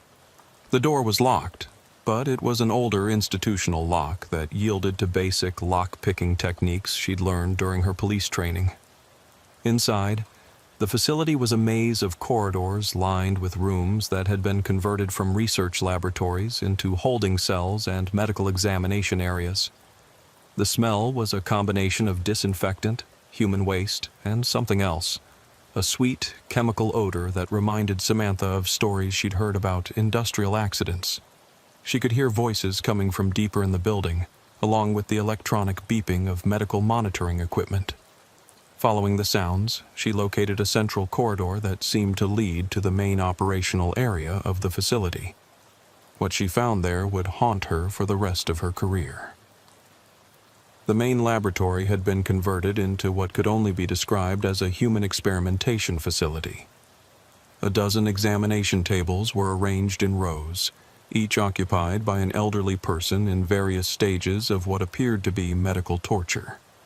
Most of the subjects were unconscious, but a few were awake and clearly aware of their surroundings despite being unable to move or speak. Walter Pierce was on the table closest to a bank of monitoring equipment, with cables connected to devices that had been surgically implanted in his skull. His eyes were open and alert, tracking Samantha's movement as she entered the room, but he showed no other sign of voluntary muscle control. Standing over him was a woman in medical scrubs, definitely Tiffany Martinez, based on the photos Samantha had seen. She was adjusting settings on a complex electronic device while consulting a laptop computer that displayed what appeared to be brainwave patterns in real time. "The neural mapping is complete," Tiffany said to someone out of Samantha's line of sight. "We've successfully extracted the complete behavioral modification protocols from his long-term memory. The data transfer should be finished within the hour." A male voice responded from across the room. "Excellent. What about the other subjects from the ARS program?" "Subject 7 completed extraction yesterday. All the pharmaceutical conditioning data has been preserved. Subject 12 is still in process, but we should have the complete psychological programming protocols by tonight." Samantha realized she was witnessing the systematic extraction of classified information directly from the brains of the people who had developed it decades earlier. The technology being used was far beyond anything she had imagined possible, suggesting that whoever was behind this operation had resources and capabilities that rivaled those of major governments. But there was something else happening in the laboratory that was even more disturbing than the information extraction process.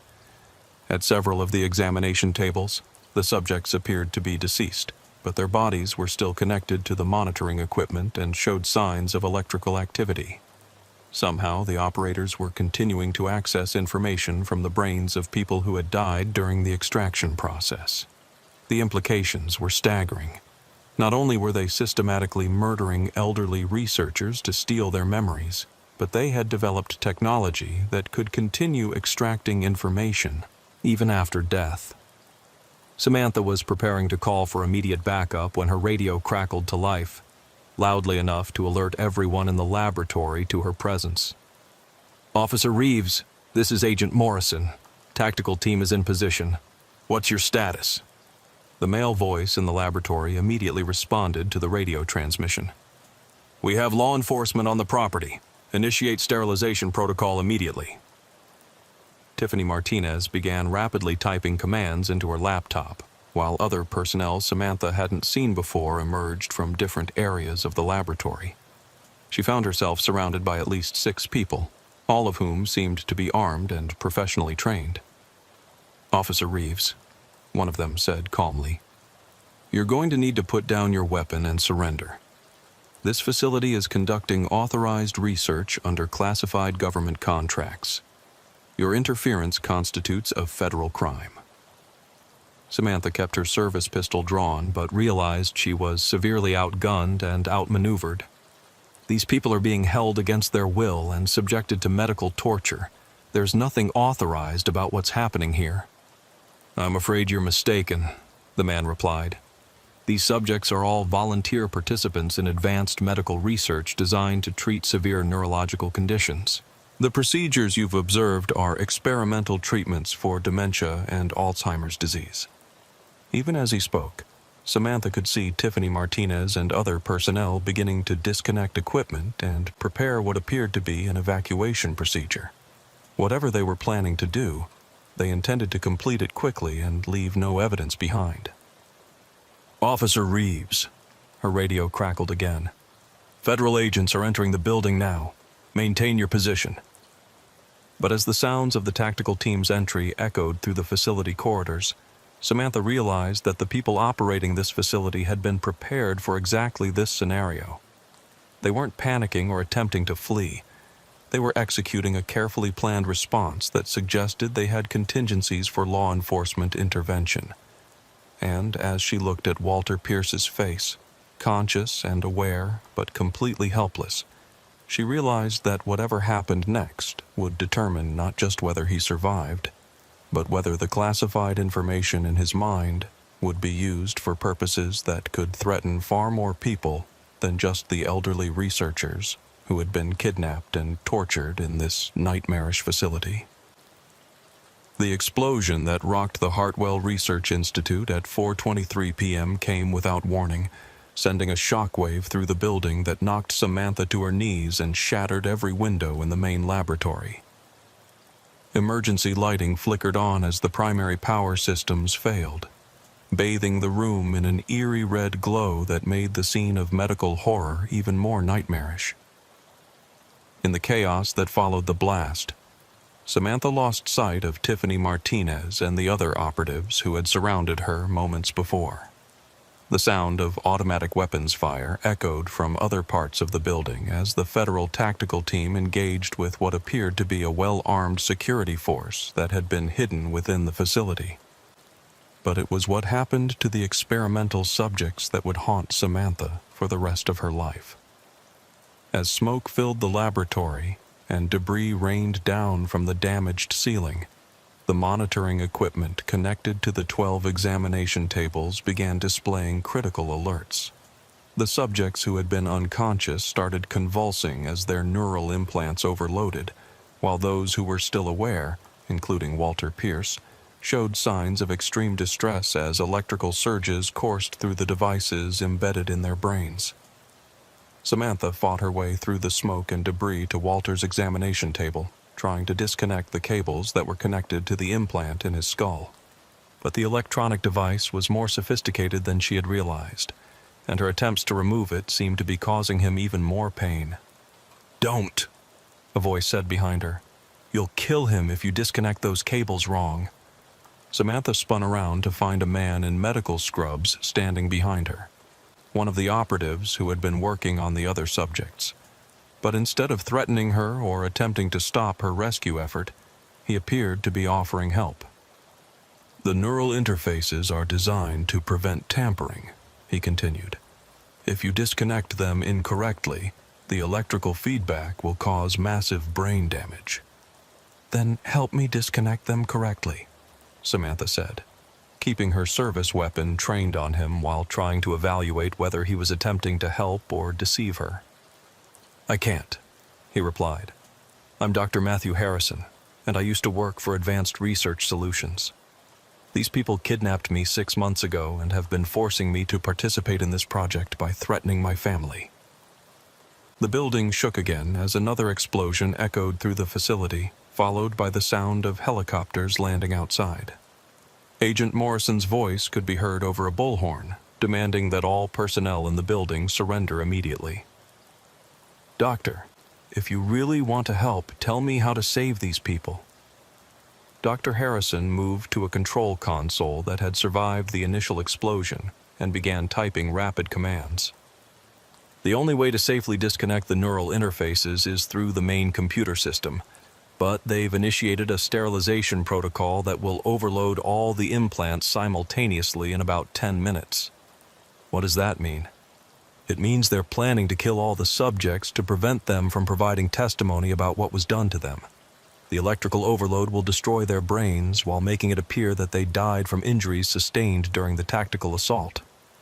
Samantha felt a surge of rage at the calculated cruelty of the plan. Not only had these people tortured elderly researchers to steal their memories, but they were prepared to murder all the evidence to cover their tracks. "Can you stop the sterilization protocol?" "Maybe, but I need about 15 minutes to override the security systems, and I don't think we have that long." As if to emphasize his point, the sound of combat grew closer as the tactical team fought their way through the building's defenses. Whoever was running this operation had prepared for the possibility of law enforcement intervention and had equipped the facility with military-grade security systems and personnel. "Dr. Harrison, do what you can with the computer systems. I'm going to try to evacuate as many subjects as possible." Samantha began disconnecting the simpler monitoring equipment from the examination tables, hoping to make the subjects more mobile without triggering the fatal overload that Dr. Harrison had warned about. Most of them were unconscious and would require stretchers to move, but Walter Pierce and 2 others appeared to be aware enough to potentially walk with assistance. But as she tried to help Walter sit up, she realized that the neural implants had done more than just extract information from his brain. They had also impaired his motor functions and speech capacity. He could understand what was happening around him, but he couldn't coordinate his movements or communicate effectively. "Walter, I'm Officer Samantha Reeves with the Lincoln County Police Department. We're here to get you out of this place. Can you understand me?" Walter's eyes focused on her face, and he nodded slightly. But when he tried to speak, only incoherent sounds emerged. The implant had apparently damaged the areas of his brain responsible for language processing. "Officer Reeves," Dr. Harrison called from the computer terminal, "I'm having trouble overriding the sterilization protocol. The system is more sophisticated than I thought, and they've got some kind of quantum encryption that I've never seen before." "How long do we have?" "Maybe 8 minutes before the neural interfaces start overloading." Samantha made a decision that went against all her training and instincts. Instead of waiting for the tactical team to secure the building, she began moving the conscious subjects toward what appeared to be an emergency exit at the far end of the laboratory. The first subject she tried to help was a woman in her 70s who appeared to be more mobile than Walter. But as soon as Samantha touched her arm, the woman began screaming. Not words, but sounds of pure terror that suggested her mind had been damaged beyond repair by whatever procedures had been performed on her. The second subject, an elderly man who appeared to be catatonic, showed no response at all when she tried to move him. His neural implant was still displaying activity on the monitors, but there was no sign that any recognizable personality remained in his damaged brain. Walter Pierce seemed to be the only subject who retained enough cognitive function to potentially cooperate with a rescue effort, but even he required extensive assistance to stand and walk. "Dr. Harrison, what did you do to these people?"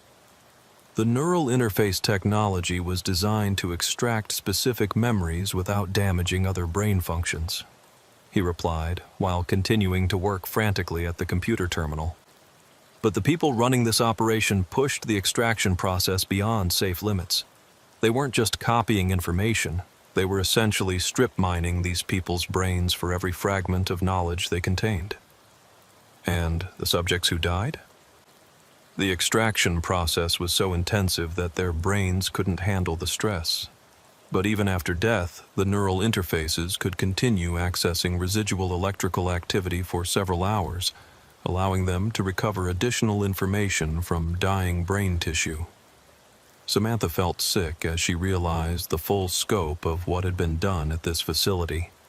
The operators hadn't just been conducting illegal human experiments. They had been systematically destroying human minds to extract classified information, treating elderly researchers like disposable resources to be consumed and discarded. The sound of boots in the corridor outside the laboratory indicated that the tactical team was finally approaching their location, but it also meant that the operatives running the facility would be even more motivated to eliminate evidence of their activities. "Dr. Harrison, we're out of time. Whatever you're going to do with that computer system, do it now." "I'm trying, but the encryption is adapting faster than I can crack it. It's like the system is learning from my attempts and generating new security protocols in real time." The laboratory door burst open as federal agents in tactical gear entered with weapons raised. Agent Morrison was among them, his face grim as he surveyed the scene of medical horror. "Officer Reeves, are you injured?" "Negative, but we have a problem. These subjects have neural implants that are set to overload in about 5 minutes. If we can't disable the sterilization protocol, they're all going to die." Agent Morrison immediately began coordinating with technical specialists who had accompanied the tactical team. Within minutes, they had additional personnel working on the computer systems, while medical technicians tried to stabilize the subjects for emergency transport. But as they worked against the countdown to the sterilization protocol, Samantha noticed something that made her realize their rescue effort might already be too late. Tiffany Martinez and the other operatives who had been running the facility were nowhere to be found. Despite the tactical team's assault on the building, the key personnel had somehow managed to escape, taking with them whatever information they had extracted from their victims. "Agent Morrison," she called out, "where are the primary suspects? Did the tactical team apprehend anyone?" "We found several security personnel and support staff, but none of the medical or research personnel who were actually running the operation. It looks like they evacuated through some kind of underground tunnel system before we breached the main building." The implications were devastating. Not only had the operators escaped with classified information extracted from the minds of elderly researchers, but they had also left behind a facility full of victims who were programmed to die in order to eliminate evidence of the crimes that had been committed. "Agent Morrison, we found something," one of the technical specialists called out. "The sterilization protocol isn't just designed to kill the subjects. It's also set to destroy all the computer systems and research data. They're planning to eliminate every trace of what was done here." "How long do we have?" 3 minutes until the neural implants overload, maybe 6 minutes until the facility's self-destruct system activates. Agent Morrison began coordinating an immediate evacuation of all personnel and subjects. But Samantha realized that even if they managed to get everyone out alive, they would lose any chance of understanding what had been done or recovering the stolen information. "Dr. Harrison," she called out, "is there any way to preserve the research data before the systems destroy themselves?" "I can try to download the extraction logs, but there's no way to get all of it. The database is enormous. We're talking about decades of classified research from dozens of subjects. Do what you can."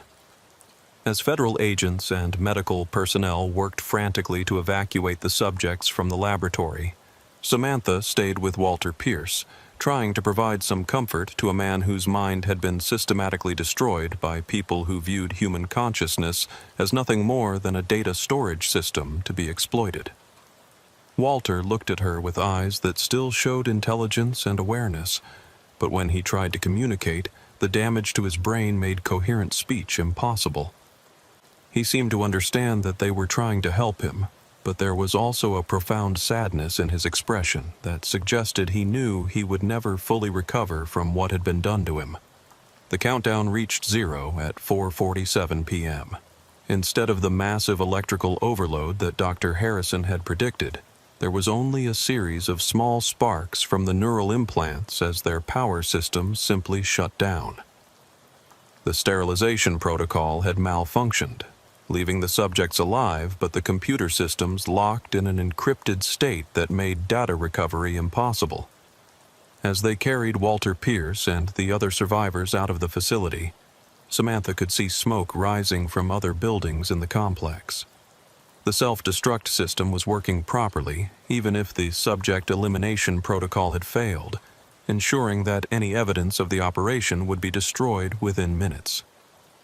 The last thing she saw as they reached the emergency vehicles waiting outside was the main laboratory building collapsing in on itself, taking with it any hope of understanding the full scope of what had been done to Walter Pierce and the other victims.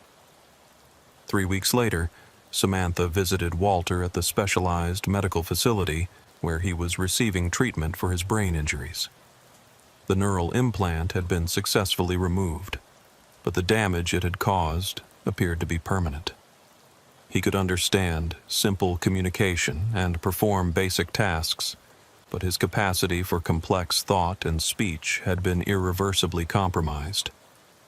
"The other subjects aren't doing as well," Dr. Patricia Williams, the neurologist overseeing his care, had told her.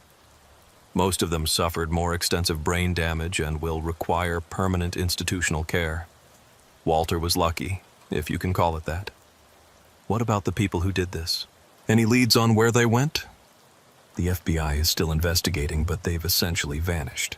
The identities they were using were all sophisticated fakes, and the financial trail leads to offshore accounts that were closed immediately after the facility was destroyed." Samantha sat with Walter for an hour, reading to him from a paperback novel she'd found in his room at Sunset Manor.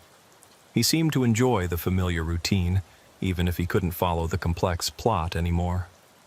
But as she was preparing to leave, Walter managed to speak a single word clearly enough for her to understand. "More." "More what, Walter?" He pointed toward the window, then gestured vaguely in several directions, repeating the word with obvious effort. "More. More." It took Samantha several minutes to understand what he was trying to communicate, but eventually she realized that Walter was warning her about something the medical professionals had missed. He was trying to tell her that there were more facilities like Hartwell Research Institute, more operations extracting classified information from elderly researchers, and more victims suffering the same fate that had been inflicted on him. The case of Walter Pierce's disappearance had been officially closed with the destruction of the facility and the rescue of the surviving subjects. But as Samantha drove away from the medical center, she understood that they had only uncovered a small piece of a much larger operation that continued to function in the shadows. Somewhere, Tiffany Martinez and her associates were setting up new facilities and identifying new targets, systematically acquiring the classified knowledge that existed only in the minds of elderly researchers who had thought their secrets died with their careers. And until someone found a way to stop them, Walter Pierce's suffering would be repeated again and again, as the accumulated knowledge of decades of classified research was extracted from the minds of people who had never intended to share their secrets with anyone.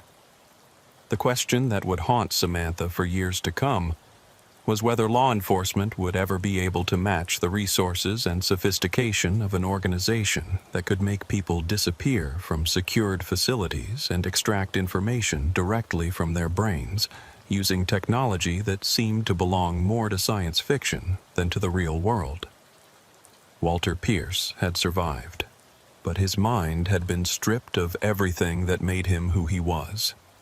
And somewhere in the vast network of information brokers and criminal organizations that existed beyond the reach of traditional law enforcement, the stolen contents of his memory were being analyzed, cataloged, and potentially used for purposes that the original researchers had never intended.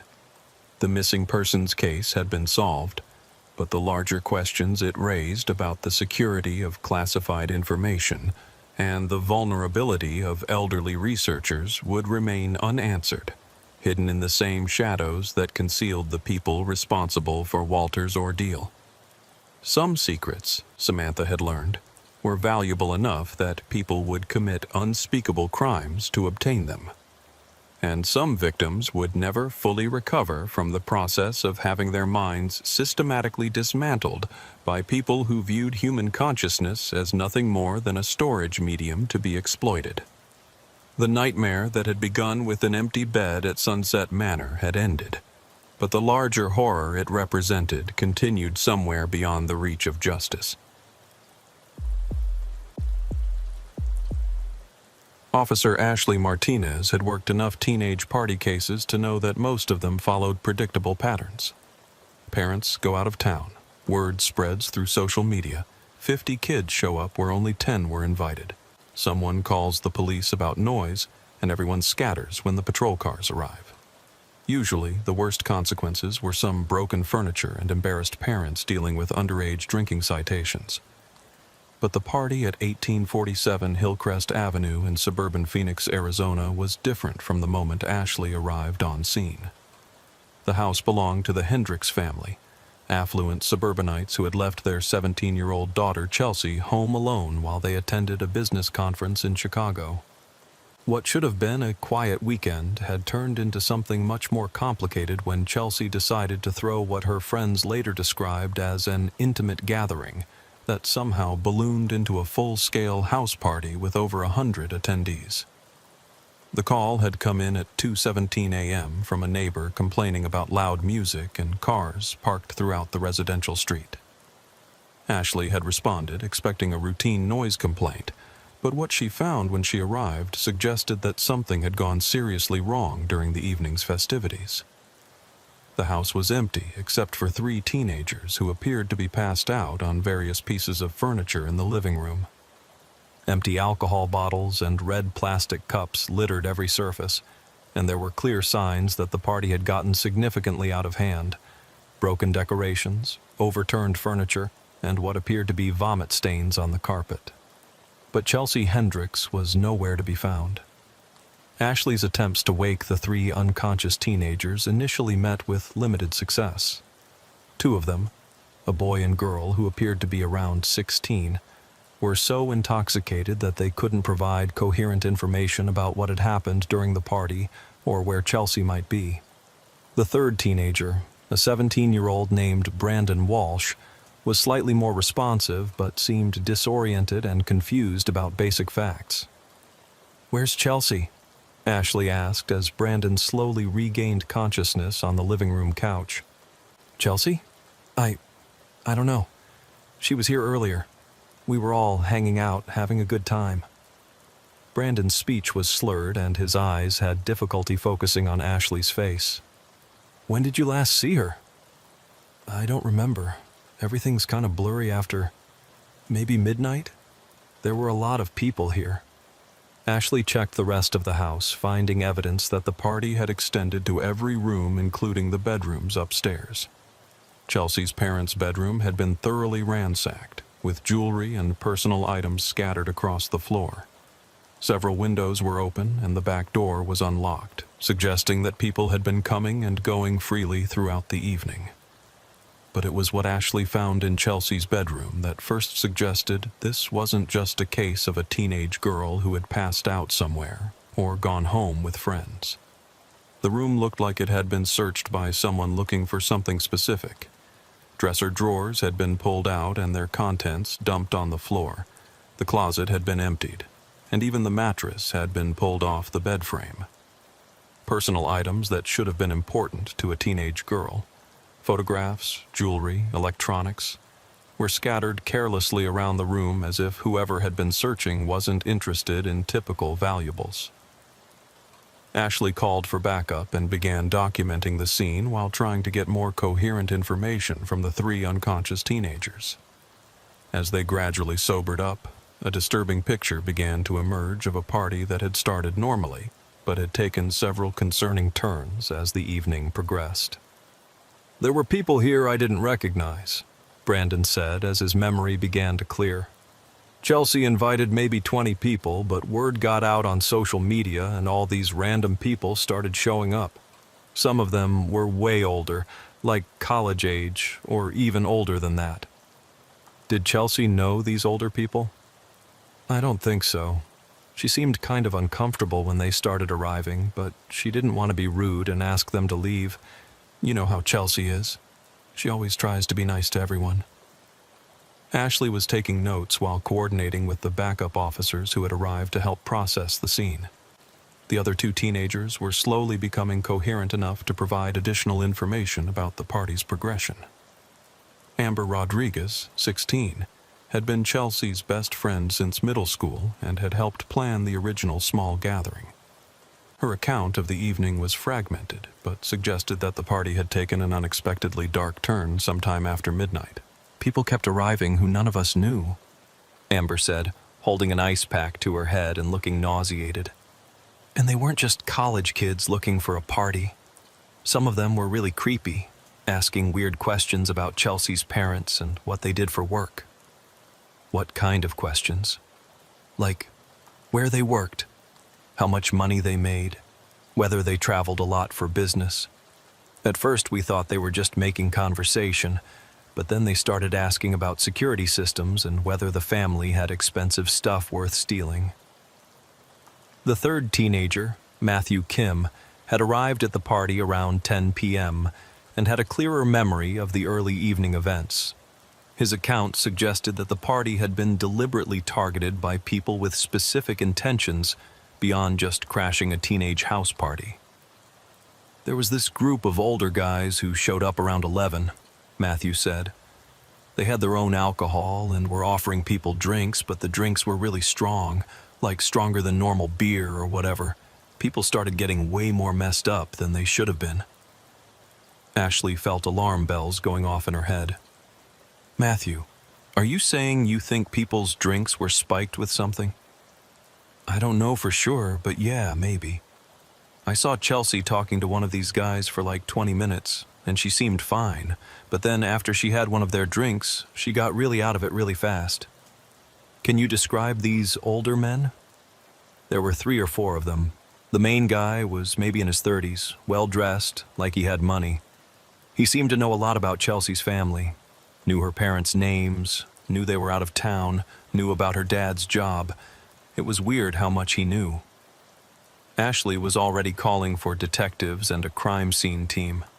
What had initially appeared to be a routine teenage party situation was beginning to look like something much more sinister, possibly a targeted operation that had used the house party as cover for criminal activity.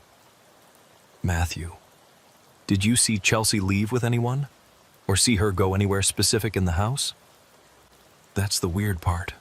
I remember seeing her talking to that guy upstairs around midnight, and she seemed really upset about something.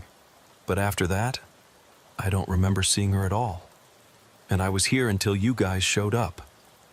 By 4 a.m., Detective Ryan Murphy had arrived to take over the investigation, along with a team of crime scene technicians who began processing the house for evidence. What they found supported the teenagers' accounts of a party that had been infiltrated and possibly orchestrated by people with criminal intentions. The most disturbing discovery came when technicians tested the alcohol containers left behind by the uninvited guests. Several bottles contained traces of Rohypnol and GHB, drugs commonly associated with sexual assault cases, in concentrations that could have rendered someone unconscious within minutes of consumption. We're dealing with predators who specifically targeted this party, Detective Murphy told Ashley as they reviewed the preliminary findings. They knew the family would be out of town, they knew Chelsea would be home alone, and they came prepared with drugs and a plan. What about Chelsea? Any sign of where they might have taken her? We're checking traffic cameras and canvassing the neighborhood for witnesses, but the timing suggests they had several hours to get her away from the area before anyone realized she was missing. The breakthrough came when crime scene technicians found something in the backyard that the initial search had missed. Hidden in the bushes near the back gate was Chelsea's cell phone, but it wasn't just discarded casually. The phone had been deliberately dismantled, the battery removed, the SIM card taken out, and the internal components damaged as if someone had tried to prevent it from being tracked or providing location data. "This is professional behavior," Detective Murphy said, examining the destroyed phone. "Most criminals don't know enough about cell phone tracking to disable a device this thoroughly. We're dealing with people who understand surveillance technology and counter-surveillance techniques." Ashley was reviewing the notes she'd taken from interviewing the 3 teenagers when she noticed something that had been bothering her since she first arrived on scene. "Detective Murphy, I keep thinking about how the bedrooms were searched. If this was just a sexual assault case or even a kidnapping for ransom, why would they tear Chelsea's room apart like they were looking for something specific?" "What do you mean?"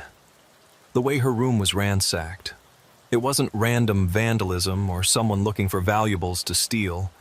It was systematic, like they were searching for specific documents or information." And Matthew said the older men were asking detailed questions about her parents' work and finances. Detective Murphy considered this observation. "You think this might be connected to the parents rather than targeting Chelsea specifically?" "I think we need to find out a lot more about what Mr. and Mrs. Hendricks do for a living." The call to Chelsea's parents in Chicago revealed information that transformed the investigation from a teenage party gone wrong into something that resembled industrial espionage or organized crime. Robert Hendricks worked as a senior engineer for a defense contractor that developed classified technology for the military. His wife, Jennifer, was a financial consultant who specialized in managing assets for high-net-worth individuals, including several clients who preferred to keep their business dealings private. "Officer Martinez," Jennifer Hendricks said during the phone call, her voice shaking with fear and confusion. "Are you telling me that someone targeted our daughter to get information about our work?" "We're still investigating, Mrs. Hendricks. But the evidence suggests that the people who infiltrated the party were specifically interested in your family's background and may have taken Chelsea to use as leverage against you or your husband." "This is insane. We're just normal people trying to make a living. Why would anyone want to hurt Chelsea to get to us?" But as Ashley continued the conversation with Chelsea's parents, it became clear that their normal life included access to information and resources that certain people might consider extremely valuable. Robert's security clearance gave him access to cutting-edge military technology, while Jennifer's client list included individuals who had reason to keep their financial activities away from government scrutiny. "Mrs. Hendricks, I need you and your husband to return to Phoenix immediately, and I need you to think very carefully about anyone who might have shown unusual interest in your work or family situation recently." There was something," Jennifer said hesitantly. "About a month ago, Robert mentioned that someone had been asking questions about him at work. Not official questions, but like someone was trying to get information about his projects and security clearance." "What kind of someone?" "He said it was presented as a background check for some kind of consulting opportunity, but the questions were more detailed than normal. They wanted to know about our finances, our travel schedule, our family situation. Robert thought it was suspicious enough to report it to his security officer." Ashley felt pieces of a larger puzzle beginning to fall into place. The party hadn't been a random target of opportunity. It had been part of a carefully planned operation to gain access to the Hendricks family and the information they possessed. But Chelsea's disappearance was just the beginning. As Ashley and Detective Murphy continued their investigation, they would discover that the teenage girl had been caught in the middle of something far more dangerous than a house party gone wrong. Somewhere in Phoenix, possibly in a location that had been prepared specifically for this purpose, Chelsea Hendricks was being held by people who viewed her not as a person, but as a tool to be used against her parents in pursuit of information that could be worth millions of dollars on the black market. And with every hour that passed, the chances of finding her alive grew smaller as the people who had taken her moved closer to achieving their ultimate objective: accessing classified military technology and private financial information that could be used to cause damage on a national scale. The 3 teenagers who had survived the party at 1847 Hillcrest Avenue were released to their parents after spending 6 hours at the police station, but Detective Murphy insisted they remain available for follow-up interviews as the investigation developed.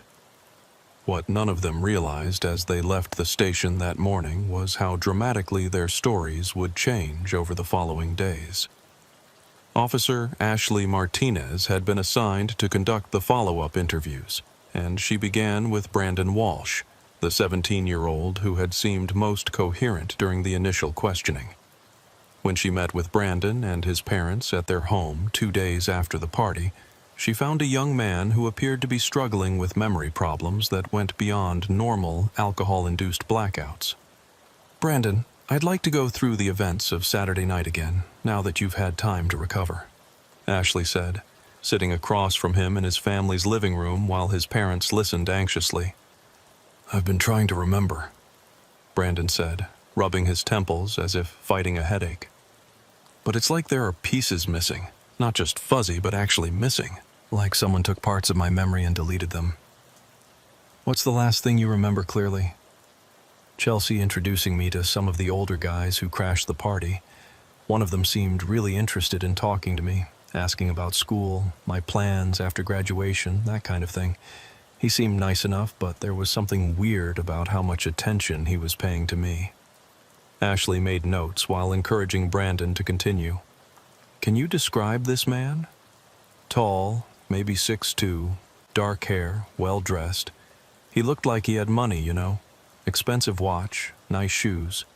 But the weird thing was how much he seemed to know about everyone at the party. He knew names. He knew which school people went to. He even knew stuff about some people's families." "What happened after you talked to him?" "That's where it gets strange. I remember him offering me a drink, and I remember taking it.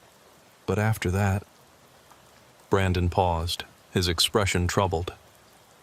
"After that, there's nothing until I woke up on Chelsea's couch when you arrived." Brandon's parents, who had remained silent during most of the interview, exchanged worried glances. His mother, Patricia Walsh, finally spoke up. "Officer Martinez, Brandon's been having nightmares since the party. Really intense ones where he wakes up screaming about things that don't make sense." "What kind of things?" "He keeps talking about being in a room with bright lights and people asking him questions he couldn't understand. But He says it felt real, not like a dream. Ashley felt a chill as she realized the implications of what she was hearing. Brandon, in these dreams, can you remember any of the questions they were asking you? They wanted to know about my parents, about our house, about my dad's work schedule, but also weird stuff, like whether I'd ever been hypnotized, whether I had any allergies, whether I'd ever had surgery. Brandon's voice became strained as he tried to access the memories.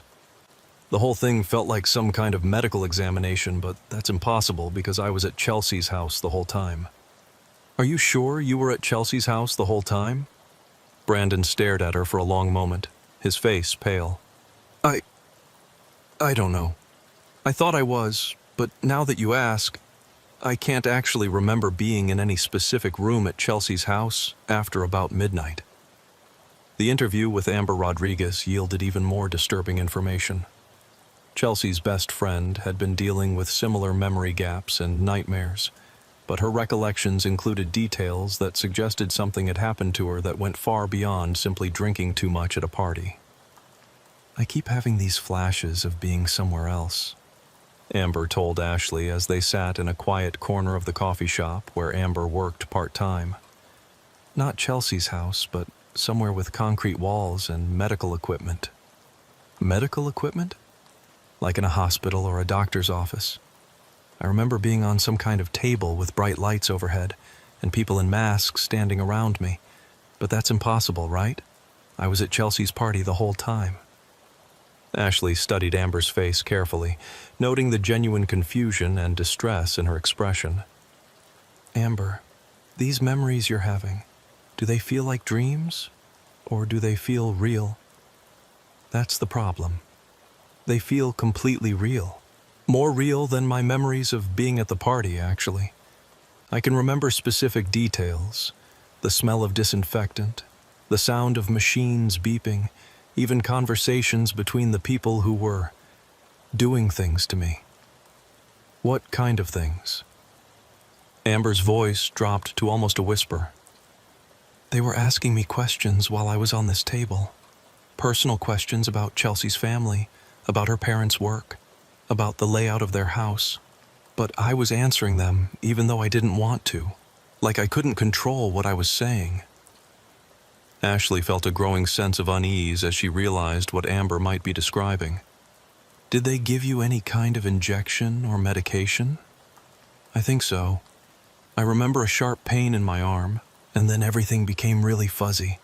But I could still hear everything they were saying, and I could still answer their questions. I just couldn't control my responses. The implications were deeply disturbing. If Amber's account was accurate, it suggested that the teenagers at the party hadn't just been drugged and left unconscious.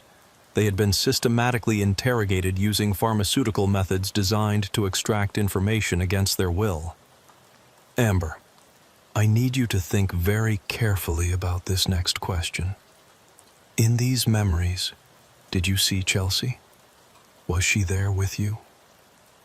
Amber closed her eyes and concentrated for several minutes before responding. Yes, she was on another table next to mine. But she wasn't answering questions like I was. They were doing something different to her. Different how? She was connected to some kind of machine, and they seemed to be, I don't know how to describe it, like they were putting information into her head instead of taking it out. And she looked terrified, but she couldn't move or speak. Ashley's interview with Matthew Kim, the third teenager who had been conscious when she arrived at the party, provided the most coherent account of what had actually happened that night. Unlike Brandon and Amber, Matthew's memories were relatively clear, but what he described painted a picture of a sophisticated criminal operation that had used the house party as cover for something far more sinister than simple kidnapping. I remember more than the other two because I didn't drink as much, Matthew explained as they sat in his family's living room. I was the designated driver, so I was trying to stay relatively sober. That's probably why whatever they put in the drinks didn't affect me as much. Tell me about these older men who crashed the party. There were 4 of them, and they definitely weren't there to party. They moved through the house like they were conducting some kind of operation.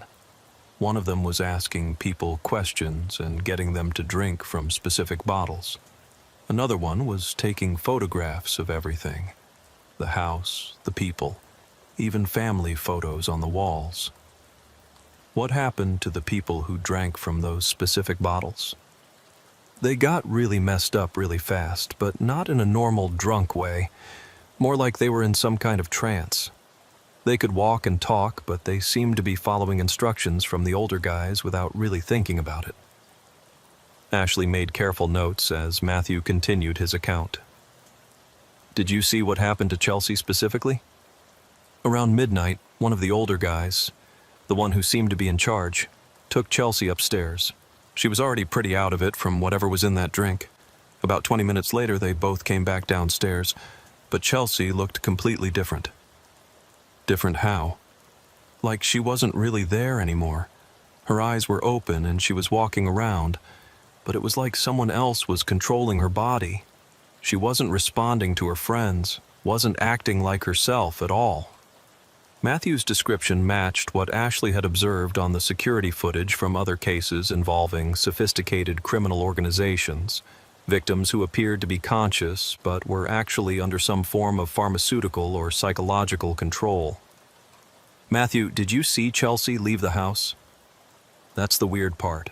Around 1 a.m., she just walked out the back door like she was going somewhere specific. But she didn't take her purse or her keys or anything, just walked out into the backyard and disappeared. Did anyone go with her? Not right away, but about 10 minutes later, two of the older guys left through the same door. They weren't hurrying or acting suspicious, just casually walking out like they were going to their car. Ashley was beginning to understand the sophisticated nature of the operation that had targeted Chelsea and her friends. The perpetrators had used advanced pharmaceutical methods to control their victims' behavior, systematically extracted information about the Hendricks family, and then used some form of behavioral programming to make Chelsea voluntarily leave the house and go to a predetermined location.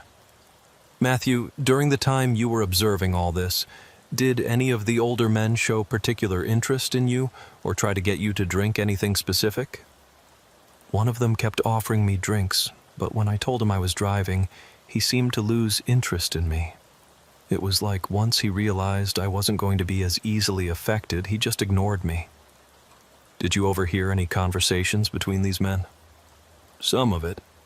They were talking about timelines and logistics, like they were coordinating some kind of business operation. I heard one of them say something about extraction protocols and information verification.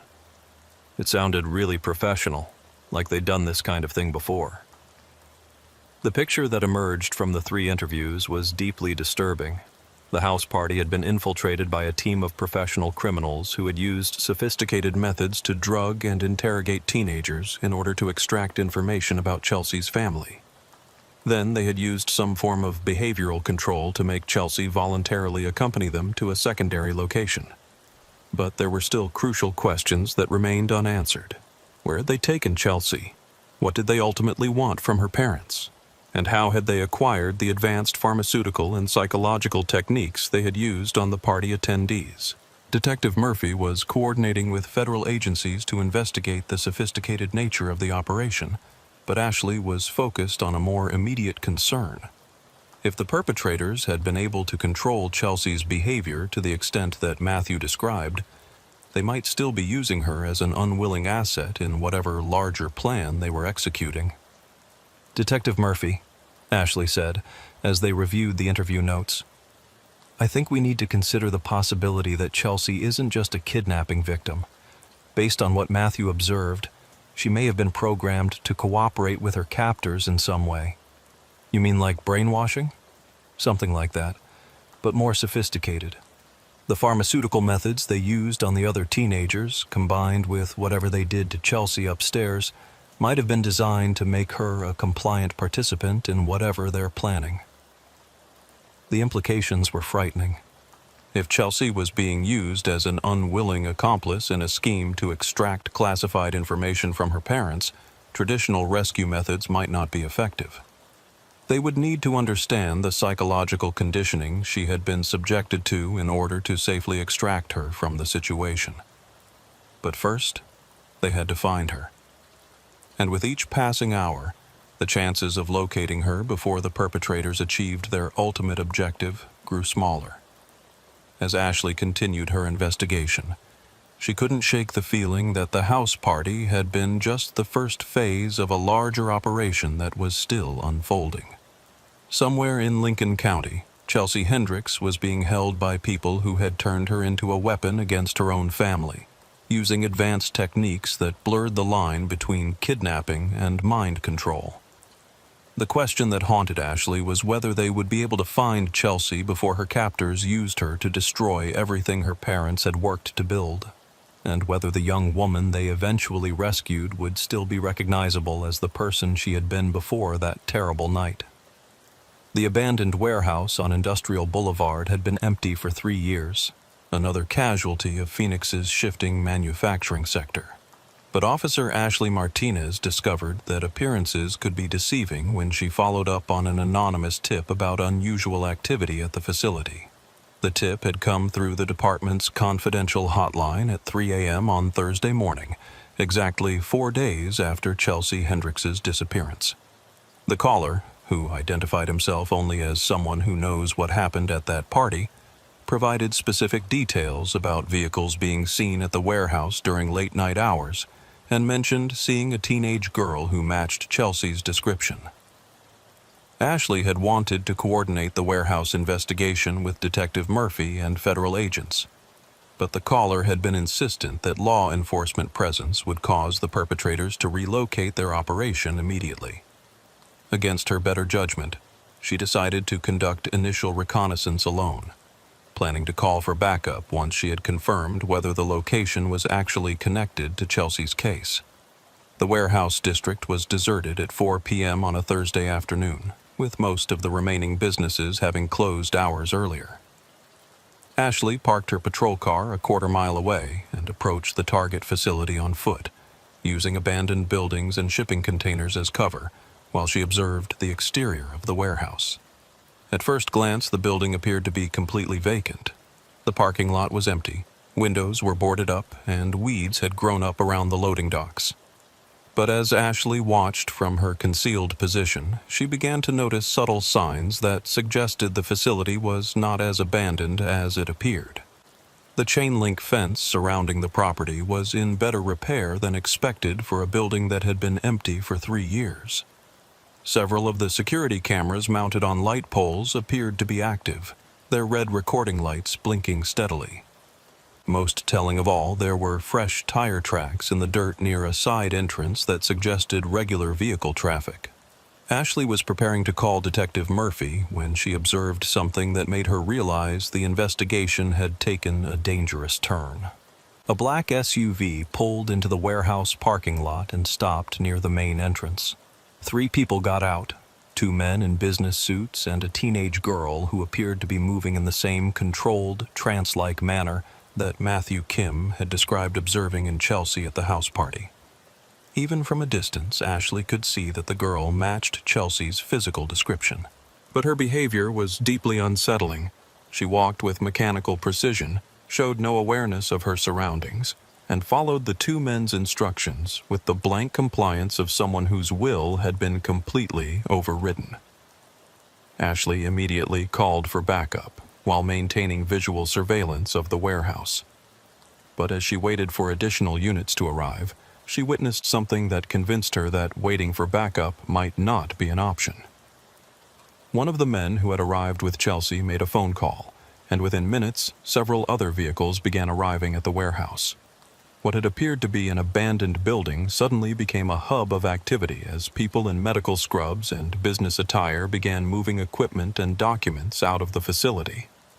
They were evacuating. Ashley realized that if she waited for backup to arrive, Chelsea and any evidence of what had been done to her would disappear. The perpetrators had clearly been monitoring law enforcement communications, or had been warned by their source within the police department that their location had been compromised. Making a decision that would haunt her for months afterward, Ashley approached the warehouse alone, hoping to gather enough intelligence to prevent the complete loss of their only lead in Chelsea's case. The side entrance she had observed was secured with a heavy padlock, but the loading dock on the opposite side of the building had been left open to accommodate the evacuation activity. Ashley was able to enter the warehouse through the loading area, taking cover behind stacks of shipping pallets while she observed the operation that was unfolding inside. What she saw inside the warehouse challenged everything she thought she knew about the scope and sophistication of the criminal organization they were dealing with. The interior of the building had been converted into what appeared to be a combination medical facility and high-tech laboratory. Multiple rooms had been constructed within the larger warehouse space, each equipped with examination tables, monitoring equipment, and computer systems that looked more advanced than anything she had seen in hospitals. But it was the scale of the operation that was most shocking. Ashley counted at least 20 people moving through the facility with the efficiency and organization of a legitimate business operation. They weren't behaving like criminals trying to cover their tracks. They were behaving like professionals executing a planned relocation. Chelsea was in a room near the center of the facility, seated in what appeared to be a modified dentist's chair with various electronic devices connected to her head. Unlike the completely blank expression Matthew had described, she now appeared to be actively engaged in conversation with someone Ashley couldn't see from her position. But there was something deeply wrong with Chelsea's side of the conversation. Her responses were too quick, too precise, and completely lacking in the personality and speech patterns that should have been natural for a 17-year-old girl. She sounded like someone reciting scripted answers to predetermined questions. Ashley managed to move closer to Chelsea's location by using the confusion of the evacuation as cover. What she overheard of the conversation confirmed her worst fears about what had been done to the missing teenager. "Confirm your father's current security clearance level," a male voice instructed. "Robert Hendricks maintains top-secret clearance with compartmentalized information access through his position at Advanced Defense Systems," Chelsea replied in a monotone voice. "His current projects include development of adaptive camouflage technology and battlefield communication encryption systems. Provide access codes for his home computer system." Chelsea recited a series of alphanumeric codes without hesitation, followed by detailed instructions for bypassing additional security measures that her father had implemented to protect his work materials. "Confirm your mother's client list for offshore financial management." Again, Chelsea provided detailed information without any sign of emotional distress or resistance. She had been turned into a human database, programmed to provide unlimited access to her family's most sensitive information. Ashley was preparing to call for immediate tactical backup when she heard footsteps approaching her position. She turned to find herself facing one of the men she had seen arriving with Chelsea, tall, well-dressed, and carrying himself with the confidence of someone accustomed to being in control. "Officer Martinez," he said calmly. "I was wondering when you'd arrive. We've been monitoring police communications, and we knew someone would eventually trace our operation to this location." Ashley reached for her service weapon, but the man held up his hand in a non-threatening gesture. "There's no need for violence," he continued. "In fact, I'd like to offer you the same opportunity we've provided to Chelsea, the chance to be part of something much larger and more important than local law enforcement." "You mean the chance to be brainwashed into a compliant asset?" The man smiled. Such a crude way to describe advanced behavioral modification technology. "What we've done with Chelsea isn't brainwashing. It's optimization. We've simply removed the psychological barriers that prevented her from reaching her full potential as an information resource." Ashley felt a chill as she realized the full scope of what she was dealing with. This wasn't just a criminal organization. It was a group that viewed human consciousness as technology to be hacked and reprogrammed according to their needs. "Who are you people? What do you want with Chelsea's family?" "We're researchers, Officer Martinez. We study human behavior and develop methods for optimizing cognitive function. Chelsea's parents possess information that could advance our research by decades, but they've been reluctant to share it voluntarily. So you decided to turn their daughter into a weapon against them. We decided to help Chelsea overcome the arbitrary limitations that society had placed on her potential. She's now capable of accessing and processing information at levels that would have been impossible before her optimization. Ashley was stalling for time while trying to figure out how to extract Chelsea from the facility without getting them both killed. But as the man continued talking, she realized that the situation was even more desperate than she had initially understood. Officer Martinez, I should mention that Chelsea isn't our only success story. Over the past 18 months, we've optimized several dozen subjects from various backgrounds. Some were teenagers like Chelsea. Others were adults with access to valuable information or resources. You're talking about a network of mind-controlled assets. We prefer the term cognitively enhanced individuals. And yes, we've developed quite an extensive network. In fact, I believe you've already met some of our other success stories during your investigation. Ashley felt her blood run cold as the implications of his statement became clear. You're saying some of the people I've been working with have been compromised. Let's just say that your investigation has proceeded exactly as we intended it to. Every lead you've followed, every witness you've interviewed, every piece of evidence you've discovered. It's all been carefully orchestrated to bring you to this moment. The warehouse suddenly felt like a trap that had been closing around her for days without her realizing it. How many of the people involved in Chelsea's case had been feeding information to this organization?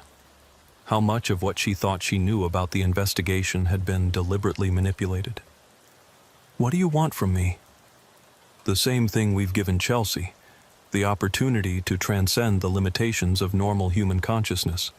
You have skills and access that could be valuable to our research, and we'd like to offer you the chance to join our network voluntarily.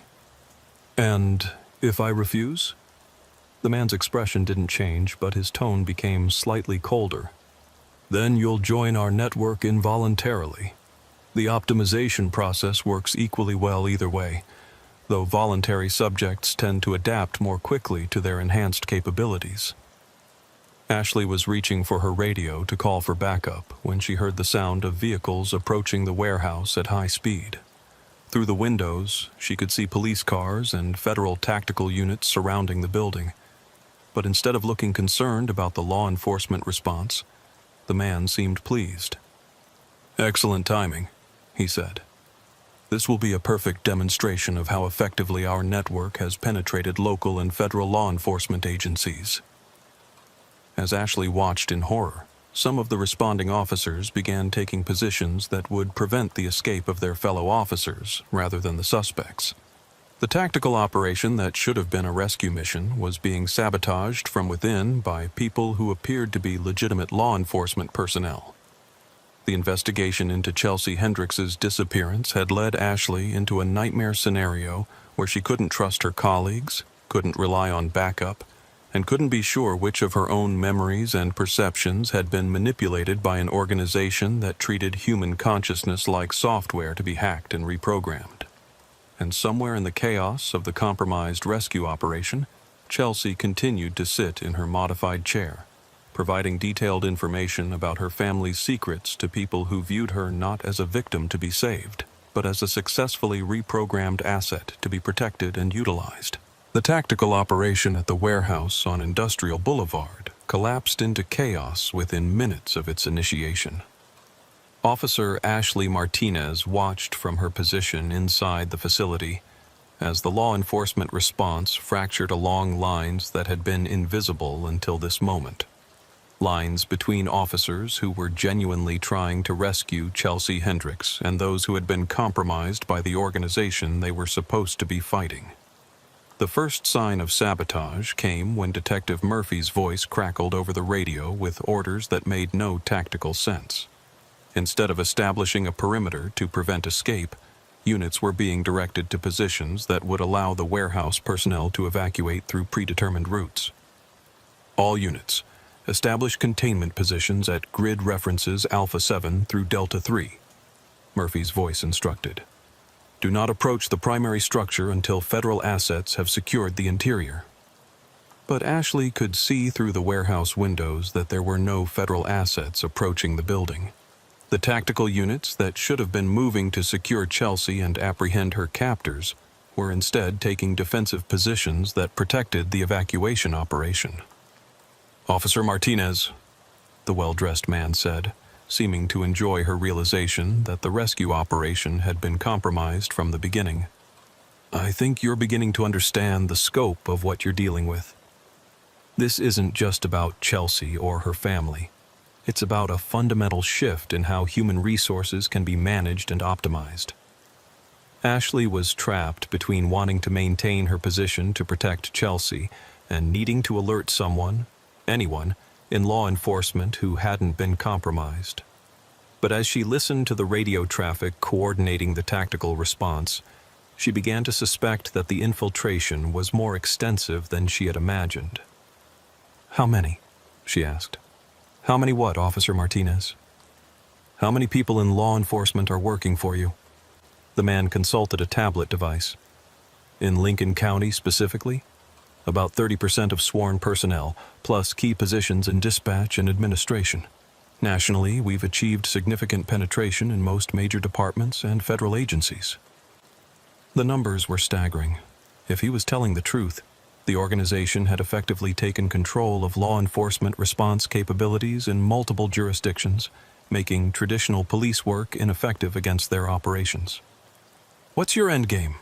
What do you actually want? Information, Officer Martinez. Human knowledge is the most valuable commodity in the modern world, but it's locked away in individual minds that are inefficient, unreliable, and resistant to sharing. We've developed methods to unlock that information and make it available for optimization. As if to demonstrate his point, he gestured toward Chelsea, who continued to provide detailed information about her father's classified work in the same emotionless tone Ashley had observed earlier. Chelsea now has perfect recall of everything she's ever seen or heard related to her parents' work. She can access financial records, security protocols, personal conversations, everything.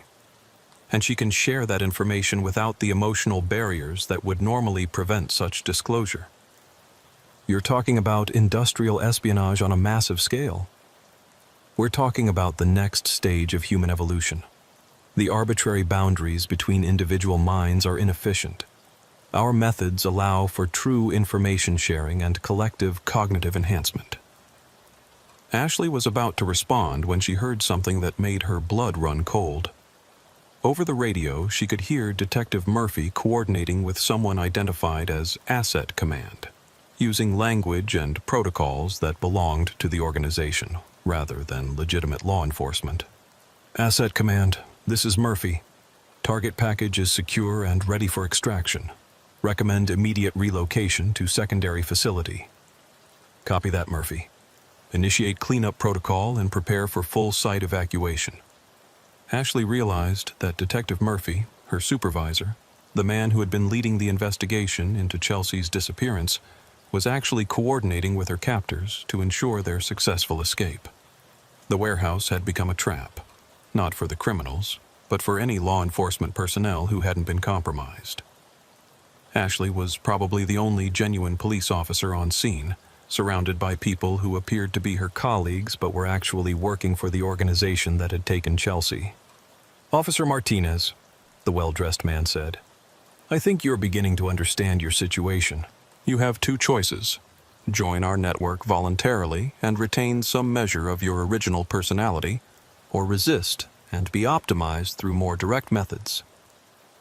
Ashley looked at Chelsea, trying to see some sign of the 17-year-old girl who had been excited about having a party while her parents were out of town. But there was nothing recognizable in Chelsea's expression or behavior. She had been so thoroughly reprogrammed that her original personality appeared to be completely gone. What happens to her parents when you're finished extracting information? That depends on their value as ongoing assets. Chelsea's father possesses expertise that could be useful to our research programs. Her mother's financial connections provide access to resources we need for expansion. They may be offered the opportunity to join our network. And if they refuse, then they become redundant. The casual way he discussed eliminating Chelsea's parents confirmed Ashley's worst fears about the organization's ultimate objectives. They weren't just interested in information, they were systematically replacing normal human relationships and social structures with their network of controlled assets. Ashley's radio crackled with an update that made her realize her time was running out. All units be advised that Officer Martinez appears to have entered the facility without authorization. She is to be considered compromised and potentially dangerous. Use whatever force necessary to secure her for debriefing. Her own department was now hunting her as a rogue officer, based on false information provided by people who were actually working for the organization she was trying to fight. "Officer Martinez," the man said, "I'm afraid your colleagues are no longer going to be helpful to you, but we are still prepared to offer you a place in our network. The optimization process has been refined significantly since Chelsea's treatment. You would retain much more of your original cognitive function while gaining access to enhanced capabilities." Ashley was calculating her options when she heard something that changed everything: the sound of genuine distress from Chelsea. For just a moment, something in Chelsea's voice shifted from the mechanical recitation of information to something that sounded like a frightened teenager calling for help. It was barely audible under the technical language she was reciting about her father's security protocols, but it was definitely there. "She's still in there," Ashley said. "I beg your pardon?" "Chelsea. The real Chelsea is still in there somewhere, fighting against whatever you've done to her." The man's expression shifted slightly, showing the first sign of uncertainty Ashley had seen from him. "The optimization process is completely thorough. There are no residual personality fragments that could interfere with asset function." But Ashley had heard what she had heard, and it suggested that Chelsea's original personality hadn't been completely erased, just suppressed. If there was even a small chance of reversing what had been done to her, Ashley had to try. "Chelsea!" she called out, ignoring the man's attempt to stop her from approaching. "Chelsea, it's Officer Martinez. I'm here to take you home." For a split second, Chelsea's mechanical recitation stopped. Her eyes focused on Ashley's face with what appeared to be recognition, and her mouth formed words that had nothing to do with the information extraction protocol. "Please help me." The man immediately moved to a control panel and began adjusting settings on the devices connected to Chelsea's head. "Asset malfunction," he said into a radio. "Initiating emergency stabilization protocol." But the brief moment of recognition had been enough to confirm what Ashley suspected. The organization's mind control technology wasn't perfect, and the original personalities of their victims could potentially be recovered. The warehouse was suddenly filled with the sound of real gunfire as someone outside began engaging with the compromised tactical units. Through the windows, Ashley could see muzzle flashes and smoke as a firefight erupted in the parking lot. "Officer Martinez, we need to evacuate immediately," the man said, his calm demeanor finally showing cracks. "Asset extraction is no longer possible at this location." But Ashley was already moving toward Chelsea, determined to prevent her from being relocated to another facility where the programming process might be made irreversible. As she reached the modified chair where Chelsea was restrained, she began disconnecting the electronic devices that were maintaining the behavioral control. "Don't," the man warned. "Disconnecting those devices improperly could cause permanent brain damage." "She already has permanent brain damage from what you've done to her." Ashley continued disconnecting the devices while Chelsea looked at her with increasing recognition and growing terror as she began to understand what had been done to her. "Ashley?" Chelsea whispered, her voice sounding like herself for the first time since her disappearance. "What happened to me? I can't remember. There are all these things in my head that I don't understand." The organization had filled Chelsea's mind with information and capabilities that didn't belong to her, creating a horrifying mixture of her original personality and the programmed asset they had tried to create. The gunfire outside was growing closer as the real tactical units, whoever they were, fought their way toward the warehouse. Ashley helped Chelsea out of the chair, but immediately realized that the teenager's motor functions had been severely impacted by the programming process. "I can't walk properly," Chelsea said, panic rising in her voice. "My legs don't work the way they're supposed to, and there are voices in my head telling me to go back to the chair." Ashley supported Chelsea as they moved toward what appeared to be an emergency exit, but their progress was stopped by the arrival of several people in tactical gear who definitely weren't legitimate law enforcement. "Asset recovery team," one of them announced. "Return the subject to the extraction chair immediately." Ashley drew her service weapon, but realized she was completely outgunned by people who had professional military training and equipment. The situation had become hopeless. They were trapped in a facility controlled by an organization that had unlimited resources and had compromised law enforcement response at every level. But as the asset recovery team closed in on their position, the warehouse wall exploded inward as an armored vehicle crashed through the building's exterior. Real federal agents poured through the breach, engaging with the organization's security personnel in a firefight that quickly overwhelmed the facility's defenses. In the chaos that followed, Ashley managed to get Chelsea out of the warehouse and into the custody of what appeared to be legitimate federal agents. But even as medical personnel worked to stabilize Chelsea for transport to a specialized facility, Ashley could see that the damage done to the teenager was extensive and possibly irreversible. "Officer Martinez," Agent Patricia Williams from the FBI said as they watched Chelsea being loaded into an ambulance, "We've been tracking this organization for months. What you stumbled into was just one cell of a much larger network." "What about Detective Murphy and the other compromised officers?" "Gone. They evacuated with the organization personnel before our assault team could secure the facility. We found evidence of their activities, but most of the primary suspects escaped." Ashley watched the ambulance disappear into the night, carrying a 17-year-old girl whose mind had been turned into a battlefield between her original personality and the programming that had been forced onto her. "Agent Williams, what are Chelsea's chances of recovery?" "Unknown. We've never seen this level of sophisticated behavioral modification before. The technology they used appears to be years ahead of anything we thought was possible." 6 months later, Ashley visited Chelsea at the specialized treatment facility where she was receiving experimental therapy designed to help her cope with the competing personalities and memories that existed in her mind. The progress was slow and uncertain, with some days when Chelsea seemed almost normal and others when the programmed asset personality dominated her behavior. She remembers everything that happened during the programming process, Dr. Sarah Kim, Chelsea's psychiatrist, explained. But she experiences those memories as if they belong to someone else. The original Chelsea is still there, but she's sharing mental space with an artificially created personality that has access to capabilities and information that terrify her. What about her parents? How are they dealing with all this? They're struggling.